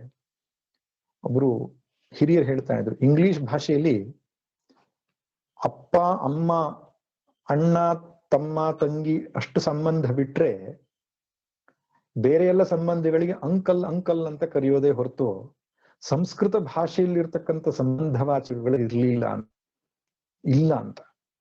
ಅಂದ್ರೆ ಸಂಸ್ಕೃತದ ಭಾಷೆ ಏನ್ ತೋರಿಸ್ತದೆ? ನಮ್ಮ ಸಂಸ್ಕೃತಿಯನ್ನು ತೋರಿಸ್ತದೆ. ಅದು ಬಹಳ ಮುಖ್ಯವಾದ ಸಂಗತಿ. ಒಂದು ಭಾಷೆ ಒಂದು ಸಂಸ್ಕೃತಿಯ ಪ್ರತೀಕ. ಇಂಗ್ಲಿಷ್ ಭಾಷೆ ಆಂಗ್ಲರ ಸಂಸ್ಕೃತಿಯ ಪ್ರತೀಕ ಅದು. ಅಲ್ಲಿ ಸಂಬಂಧಗಳಿಗೆ ಬೆಲೆ ಇಲ್ಲ, ಗಂಡಾಂತರಗಳಾಗುವುದು ಜಾಸ್ತಿ. ಅದಕ್ಕೆ ಒಬ್ರು ಹೇಳ್ತಾ ಇದ್ರು, ಒಬ್ಬನು ಡೈವರ್ಸ್ ಆದಂತಹ ಗಂಡ ಹೆಂಡತಿ ಇಬ್ರು ಮಾತಾಡ್ಕೊಳ್ತಿದ್ರಂತೆ. ನನ್ನ ಮಕ್ಕಳು ನಿನ್ನ ಮಕ್ಕಳು ಸೇರಿ ನಮ್ಮ ಮಕ್ಕಳೊಂದಿಗೆ ಆಟವಾಡ್ತಿದ್ದಾರೆ ಅಂತ. ಅಂದ್ರೆ ಆ ಸಂಬಂಧಗಳು ಅನ್ನುವಂಥದ್ದು ಅಷ್ಟು ಸಡಿಲ. ನಮ್ಮ ದೇಶದಲ್ಲಿ ಹಾಗಲ್ಲ. ಒಬ್ಬ ವ್ಯಕ್ತಿ ಒಂದು ಹುಡುಗಿಯನ್ನು ಮದುವೆ ಆದ ಅಂದ್ರೆ ಜೀವಮಾನ ಪರ್ಯಂತ ಪತ್ನಿಯಾಗಿ ಅವಳ ಜೊತೆಗೆ ಬದುಕಬೇಕು. ಅಂತಹ ಒಂದು ಸಂಬಂಧ ನಮ್ಮ ದೇಶದ ಸಂಸ್ಕೃತಿ. ಮತ್ತು ಕುಟುಂಬದ ಎಲ್ಲ ಸದಸ್ಯರನ್ನೂ ಕೂಡ ನಮ್ಮದೇ ಕುಟುಂಬದವರು ಎಂಬ ರೀತಿಯಲ್ಲಿ ಆ ಪ್ರೀತಿಯನ್ನು ಹಂಚಿಕೊಂಡು ಬಾಳತಕ್ಕಂತಹ ಕೌಟುಂಬಿಕ ಒಂದು ಪ್ರಜ್ಞೆ ನಮ್ಮ ದೇಶದಲ್ಲಿ ಇರತಕ್ಕಂಥದ್ದು ಬೇರೆ ಎಲ್ಲೂ ಇಲ್ಲ. ಅದನ್ನು ಕಾಪಾಡಿಕೊಳ್ಳಬೇಕು. ಆ ಕೌಟುಂಬಿಕ ಬಾಂಧವಂತದ್ದು ಸುರಕ್ಷಿತವಾಗಿ ಇರುವ ಹಾಗೆ ನೋಡಿಕೊಳ್ಳಬೇಕು. ಅದು ಆರೋಗ್ಯಕರ. ಈ ಸಂಬಂಧವಾಚಕ ಶಬ್ದಗಳನ್ನು ನೋಡಿದಾಗ ಇದು ತುಂಬಾ ಕಡಿಮೆ, ಕೆಲವೊಂದಷ್ಟನ್ನೇ ಕೊಟ್ಟಿದ್ದಾನೆ. ಆದ್ರೆ ಅನೇಕ ಸಂಬಂಧವಾಚಕ ಶಬ್ದಗಳಿವೆ. ಮಾತುಲ ಅಂದ ಶ್ವಶ್ರೂನ್ ಅಂದಾಗಲೂ ಮಾವನೆ, ಶ್ವಶುರ ಅಂದ್ರೂ ಮಾವನೆ. ಮಾವಂದಿರಲ್ಲಿ ವ್ಯತ್ಯಾಸ ಇದೆ. ತಾಯಿಯ ಅಣ್ಣ ತಮ್ಮನಾದ್ರೆ ಮಾತುಲ, ಮಾತುಲಾನಿ ಅತ್ತೆಗೆ. ಹೆಣ್ಣು ಕೊಟ್ಟ ಮಾವನಿಗೆ ಶ್ವಶುರ ಅಂತ ಕರಿಬೇಕು. ಸಂಸ್ಕೃತ ಸುಭಾಷಿತಕಾರ ಬಹಳ ಹೇಳ್ತಾರೆ, ಶ್ವಶುರ ಮಂದಿರ ಸದಾ ಸುರಕ್ಷಿತ, ಬಹಳ ನೆಮ್ಮದಿ ಕೊಡ್ತದಂತೆ. ಅದಕ್ಕೆ ವಿಷ್ಣುವಿಗೆ ಕ್ಷೀರಸಾಗರ ಅನ್ನುವವನು ಲಕ್ಷ್ಮಿಯನ್ನ ಕೊಟ್ಟ, ಮಗಳನ್ನ ಕೊಟ್ಟ. ವಿಷ್ಣುವನ್ನು ಅಳಿಯನ್ನಾಗಿ ಮಾಡಿಕೊಂಡ. ಅಳಿಯ ಆ ಕಡೆ ಈ ಕಡೆ ಯೋಚನೆ ಮಾಡಿ ಹೋಗಿ ಕ್ಷೀರಸಾಗರದಲ್ಲಿಯೇ ಉಳ್ಕೊಂಡ. ಶಿವನಿಗೆ ಪರ್ವತೇಶ್ವರನಾದಂತಹ ಹಿಮಾಲಯನು ಪಾರ್ವತಿಯನ್ನು ಕೊಟ್ಟ. ಅವನು ಆ ಕಡೆ ಈ ಕಡೆ ಯೋಚನೆ ಮಾಡದೆ ಸೀದಾ ಹಿಮಾಲಯದಲ್ಲಿ ಹೋಗಿ ವಾಸಿಸಿದ. ಅಂದ್ರೆ ಸಾರಂ ಶ್ವಶುರ ಮಂದಿರಂ, ಶ್ವಶುರ ಮಂದಿರ ಅನ್ನುವಂಥದ್ದು ನೆಮ್ಮದಿ ಕೊಡ್ತದೆ ಅಂತ ತಮಾಷೆಯಾಗಿ ಒಂದು ಸುಭಾಷಿತ ಹೇಳ್ತಕ್ಕಂಥದ್ದು. ಶ್ವಶುರ ಅಂದ್ರೆ ಹೆಣ್ಣು ಕೊಟ್ಟ ಮಾವ. ಇನ್ನು ಸುಹೃದ, ಸುಹೃದ ಮತ್ತು ಸಖಿ ಎರಡು ಶಬ್ದ ಸಮಾನವಾಗಿ ಕಾಣಬಹುದು. ಸಖ ಅಂದ್ರೆ ಸ್ನೇಹಿತ, ಸಮಾನಖ್ಯಾಯು ಇತಿ ಸಖಾ, ಎಷ್ಟು ಸುಂದರವಾದ ಶಬ್ದ. ಸಮಾನವಾಗಿ ಕರೆಯುವಂತಹ ಇಬ್ಬರ ಹೆಸರು. ಅರ್ಜುನ, ಕೃಷ್ಣ, ಅರ್ಜುನ. ಕೃಷ್ಣ ಅಂದ ತಕ್ಷಣ ಅರ್ಜುನ ಅಂತ ಬಂದ್ಬಿಡುತ್ತೆ ನಮ್ಮ ಮನಸ್ಸಲ್ಲಿ. ರಾಮ, ಲಕ್ಷ್ಮಣ ಅಂತ ಬಂದ್ಬಿಡ್ತದೆ. ಈಗ ಒಬ್ಬರ ಹೆಸರನ್ನು ಹೇಳಿದಾಗ ಇನ್ನೊಂದು ಹೆಸರು ಸಹಜವಾಗಿ ನಮ್ಮ ನೆನಪಿಗೆ ಬಂದ್ರೆ ಅವರಿಗೆ ಸಖಾ ಅಂತ ಹೇಳ್ತಾರೆ. ಒಬ್ಬನ ಹೆಸರು ಹೇಳಿದ ತಕ್ಷಣ ಇನ್ನೊಬ್ಬನ ಹೆಸರು ನೆನಪಿಗೆ ಬರ್ಬೇಕು ನಮ್ಗೆ. ಅವರಿಬ್ಬರು ಸ್ನೇಹಿತರು ಅಂತ. ಈ ಸ್ನೇಹಿತರಿಗೂ ಸುಹೃದರಿಗೂ ವ್ಯತ್ಯಾಸ ಇದೆ. ಸ್ನೇಹಿತರಲ್ಲಿ ಪ್ರೀತಿಯನ್ನು ಕೊಡುವುದು, ಪ್ರೀತಿಯನ್ನು ತೆಗೆದುಕೊಳ್ಳೋದು, ವಸ್ತುವನ್ನು ಕೊಡುವುದು, ವಸ್ತುವನ್ನು ತೆಗೆದುಕೊಳ್ಳೋದು, ಈ ರೀತಿ ಕೊಟ್ಟು ತೆಗೆದುಕೊಳ್ಳೋ ಸಂಬಂಧ ಇರ್ತದೆ. ಆದ್ರೆ ಸುಹೃದರು ಹಾಗಲ್ಲ. ಅವರು ಪ್ರತ್ಯುಪಕಾರವನ್ನು ಬಯಸೋದೇ ಇಲ್ಲ ನಮ್ಮಿಂದ. ನೀವು ಚೆನ್ನಾಗಿರ್ಬೇಕು, ನೀವು ಒಳ್ಳೇದಾಗಿರ್ಬೇಕು, ನನ್ನ ಬಗ್ಗೆ ಏನೂ ಯೋಚನೆ ಮಾಡ್ಬೇಡಿ, ನಿಮ್ಮಿಂದ ಏನು ನಾನು ಬಯಸಲ್ಲ, ನೀವು ಚೆನ್ನಾಗಿರ್ಲಿ ಅಂತ ಯಾರು ನಮಗೆ ಸಹಾಯ ಮಾಡ್ತಾರೋ ಅಂತವರಿಗೆ ಸುಹೃದರು ಅಂತ ಕರೀತಾರೆ. ಆದ್ದರಿಂದ ಇಂತಹ ಸುಹೃದರು ಯಾರ್ಯಾರಿದ್ರು ಅರ್ಜುನಿಗೆ ಅಂತ ಹೇಳಿದ್ರೆ, ಅವನಿಗೆ ಸೋದರ ಮಾವಂದಿರಾಗಿ ಶಲ್ಯದವರಿದ್ರು, ದ್ರುಪದ, ಶೈಬ್ಯ ಮುಂತಾದಂತಹ ಹೆಣ್ಣು ಕೊಟ್ಟ ಮಾವಂದಿರಿದ್ರು. ಈ ರೀತಿಯಾಗಿ ಅನೇಕ ಮಂದಿ ಅವನಿಗೆ ಸಹಾಯ ಮಾಡಿದ್ರು. ನೋಡಿ, ಪಿತೃ ಸಮಾನವಾದವರು ಅಂದ ತಕ್ಷಣ ಸಂಬಂಧದಿಂದ ಅಷ್ಟೇ ಅಲ್ಲ. ಪ್ರಾಚೀನರು ಶಾಸ್ತ್ರಗಳಲ್ಲಿ ಏನ್ ಹೇಳ್ತಾರೆ, ಯಾರ್ಯಾರನ್ನ ತಂದೆ ಅಂತ ಕರಿಬೇಕು ಅಂತ. ಹುಟ್ಟಿಸಿದವನಿಗೆ ಮಾತ್ರ ತಂದೆಯ ಸ್ಥಾನ ಅಲ್ಲ, ಬೇರೆಯವರನ್ನು ಕರೆದಿದ್ದಾರೆ. ಜನಿತಾ ಚೋಪನೇತಾಚ ಯಶ್ಚ ವಿದ್ಯಾಂ ಪ್ರಯಚ್ಛತಿ ಅನ್ನದಾತ ಭಯತ್ರಾತ ಪಂಚೇತೆ ಜನಿತಾ ಸ್ಮೃತಾಹ ಅಂತ ಒಂದು ಮಾತಿದೆ. ಹುಟ್ಟಿಸಿದವನು ಅಪ್ಪ. ಉಪನೇತಾಚ, ಯಾರು ಉಪನಯನ ಮಾಡ್ತಿರ್ತಾನೋ ಅವನಿಗೂ ಅಪ್ಪನ ಹಾಗೆ ಗೌರವವನ್ನು ಕೊಡಬೇಕು. ಯಶ್ಚ ವಿದ್ಯಾಂ ಪ್ರಯಚ್ಛತಿ, ಯಾವ ಗುರುವು ನಮಗೆ ವಿದ್ಯೆಯನ್ನು ಕೊಡ್ತಾನೋ ಅವನಿಗೂ ತಂದೆಯ ಸ್ಥಾನವನ್ನು ಕೊಡಬೇಕು. ಅನ್ನದಾತ ಭಯತ್ರಾತ, ಯಾರು ನಮಗೆ ಪೋಷಣೆಯನ್ನು ಮಾಡಿ ಅನ್ನ ಹಾಕಿ ಬೆಳೆಸಿರ್ತಾರೋ ಅವರಿಗೂ ತಂದೆಯ ಸ್ಥಾನ. ಭಯತ್ರಾತ, ನಮ್ಮ ಭಯದಿಂದ ಕಾಪಾಡತಕ್ಕಂಥ ಒಬ್ಬ ವ್ಯಕ್ತಿ ನಮ್ಮ ಜೊತೆಗಿದ್ರೆ ಅವನಿಗೂ ಕೂಡ ತಂದೆಯ ಸ್ಥಾನವನ್ನು ಕೊಡಬೇಕು ಅಂತ. ಆ ರೀತಿಯಾಗಿ ಸುಹೃದರಾಗಿ ಸಹಾಯ ಮಾಡಿರತಕ್ಕಂತಹ ಅನೇಕ ಜನರು ಆ ಎರಡೂ ಪಕ್ಷದಲ್ಲಿ, ಎರಡೂ ಪಾಳೆಯಗಳಲ್ಲಿ ಅರ್ಜುನ ವೀಕ್ಷಿಸ್ತಾನೆ. ಈ ಸಂಬಂಧವಾಚಕಗಳನ್ನ ನಾವು ನೆನಪಿಟ್ಟುಕೊಳ್ಳಬೇಕು. ಯಾಕಂದ್ರೆ ಕನ್ನಡ ಭಾಷೆಯಲ್ಲಿ ಇರಬಹುದು, ಸಂಸ್ಕೃತದಲ್ಲಿ ಇರಬಹುದು, ಆ ಸಂಬಂಧದ ಶಬ್ದಗಳು ಚೆನ್ನಾಗಿ ಗೊತ್ತಿರಬೇಕು, ಮಕ್ಕಳಿಗೆ ತಿಳಿ ಹೇಳಬೇಕು. ಇವರಿಗೆ ಏನ್ ಹೇಳ್ತಾರೆ, ಭಾವ ಅಂದ್ರೆ ಯಾರು, ಮೈದುನ ಅಂದ್ರೆ ಯಾರು, ಮಾವ ಅಂದ್ರೆ ಯಾರು.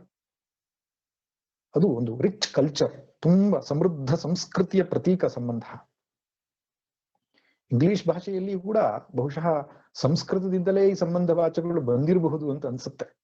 ಯಾಕಂದ್ರೆ ಇಂಗ್ಲಿಷ್ ಒಂದು ಸ್ವತಂತ್ರವಾದ ಭಾಷೆ ಅಲ್ಲ, ಲ್ಯಾಟಿನ್, ಗ್ರೀಕ್ ಮುಂತಾದ ಭಾಷೆಗಳ ಸಂಯೋಗದಿಂದ ಉಂಟಾದಂತಹ ಒಂದು ಭಾಷೆ ಅದು. ಸಂಸ್ಕೃತದ ಹಾಗೆ ಮೂಲ ಭಾಷೆಯಲ್ಲ. ಅದರಿಂದ ನೀವು ಇಂಗ್ಲಿಷ್ ನಲ್ಲಿ ಫಾದರ್ ಅಂತ ನಾವೇನ್ ಕರಿತೇವೆ, ಅದು ಮೂಲ ಸಂಸ್ಕೃತವೇ ಇರಬೇಕು. ಪಿತೃ ಅಂತಕ್ಕಂಥ ಶಬ್ದ ಲ್ಯಾಟಿನ್ ಅಲ್ಲಿ ಪೀಟರ್ ಅಂತ ಆಗ್ತದೆ. ಆ ಪೀಟರ್ ಅನ್ನೋ ಶಬ್ದವೇ ಮುಂದೆ ಪಿತೃ ಅಂದ್ರೆ ಫಾದರ್ ಅಂತ ಆಗಿರಬಹುದು. ಪಿತೃ, ಪೀಟರ್, ಫಾದರ್. ಮಾತೃ ಅಂತ ಸಂಸ್ಕೃತದಲ್ಲಿ ತಾಯಿ ಕರೆಯೋದು, ಅದು ಮದರ್ ಅಂತ ಆಗಿರಬಹುದು. ಸ್ವಸ್ರು ಅಂದ್ರೆ ಸೋದರಿ ಅಂತ. ಆ ಸ್ವಸ್ರು ಅನ್ನೋ ಶಬ್ದವೇ ಸಿಸ್ಟರ್ ಆಗಿರಬಹುದು ಇಂಗ್ಲಿಷ್ ನಲ್ಲಿ. ಸಂಸ್ಕೃತದಲ್ಲಿ ಬ್ರದರ್, ಸೋದರನಿಗೆ ಭ್ರಾತೃ ಅಂತ ಕರೀತೇವೆ.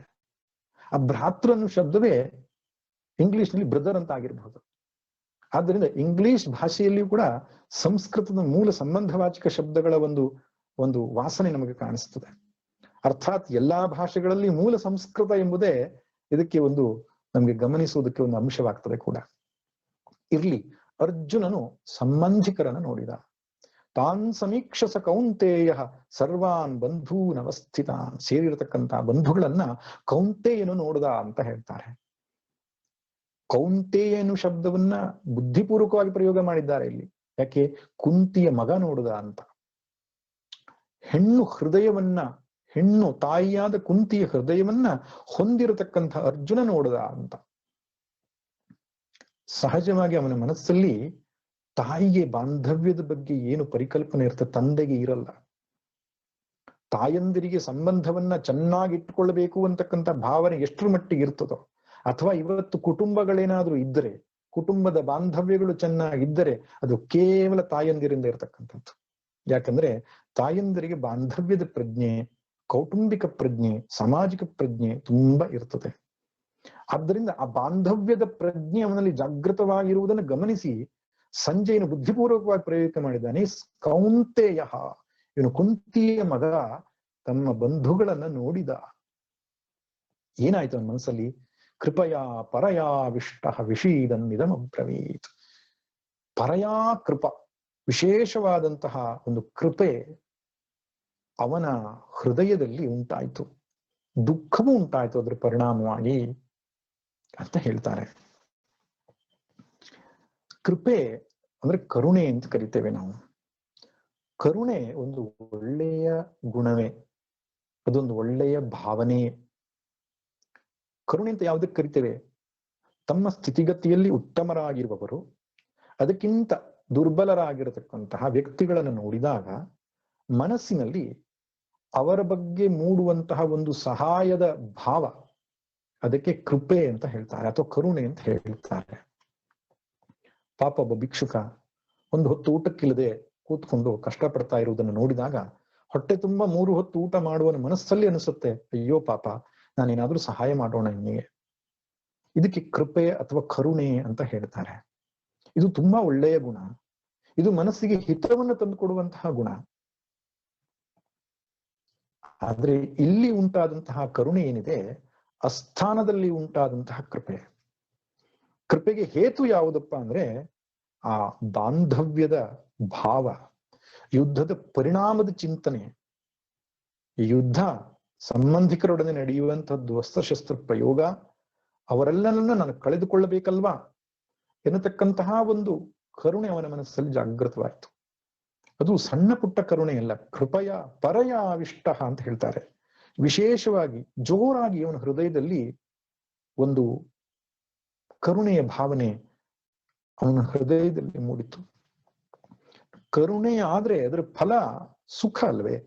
ಒಬ್ಬ ವ್ಯಕ್ತಿಗೆ ಕಷ್ಟದಲ್ಲಿರುವವರ ನೋಡಿ ಕರುಣೆ ಆದ್ರೆ ಅದರ ಪರಿಣಾಮವಾಗಿ ಅವನು ಮನಸ್ಸಲ್ಲಿ ಅಹಿತದ ಭಾವನೆ ಬರೋಲ್ಲ. ಸಹಾಯ ಮಾಡಬೇಕು ಅನ್ನೋ ಬುದ್ಧಿ ಬರ್ತದೆಯೋ ಹೊರತು ಅವನಿಗೆ ದುಃಖ ತಪ್ತನಾಗುವುಲ್ಲ. ಆದ್ರೆ ಇಲ್ಲಿ ಹಾಗಾಗ್ಲಿಲ್ಲ. ಅವನ ಆ ಕಾರುಣ್ಯ ಅನ್ನುವಂಥದ್ದು ಅಸ್ಥಾನದಲ್ಲಿ ಉಂಟಾದ ಕಾರುಣ್ಯ ಅಂತ. ಎಲ್ಲಿ ಕಾರುಣ್ಯ ಬರಬೇಕಿತ್ತು ಅಲ್ಲಿ ಬರಲಿಲ್ಲ, ಎಲ್ಲಿ ಬರಬಾರದು ಆ ಜಾಗದಲ್ಲಿ ಬಂದಿದೆ.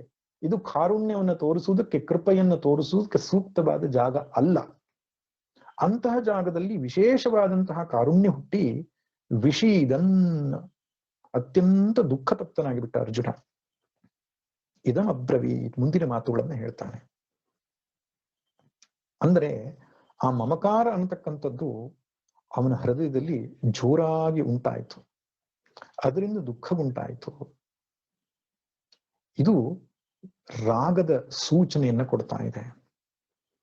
ಅರ್ಜುನನು ದ್ವೇಷದಿಂದ ಬಂದಿದ್ದ, ವೀರ ರಸವನ್ನ ಹೊತ್ತುಕೊಂಡು ಬಂದಿದ್ದ.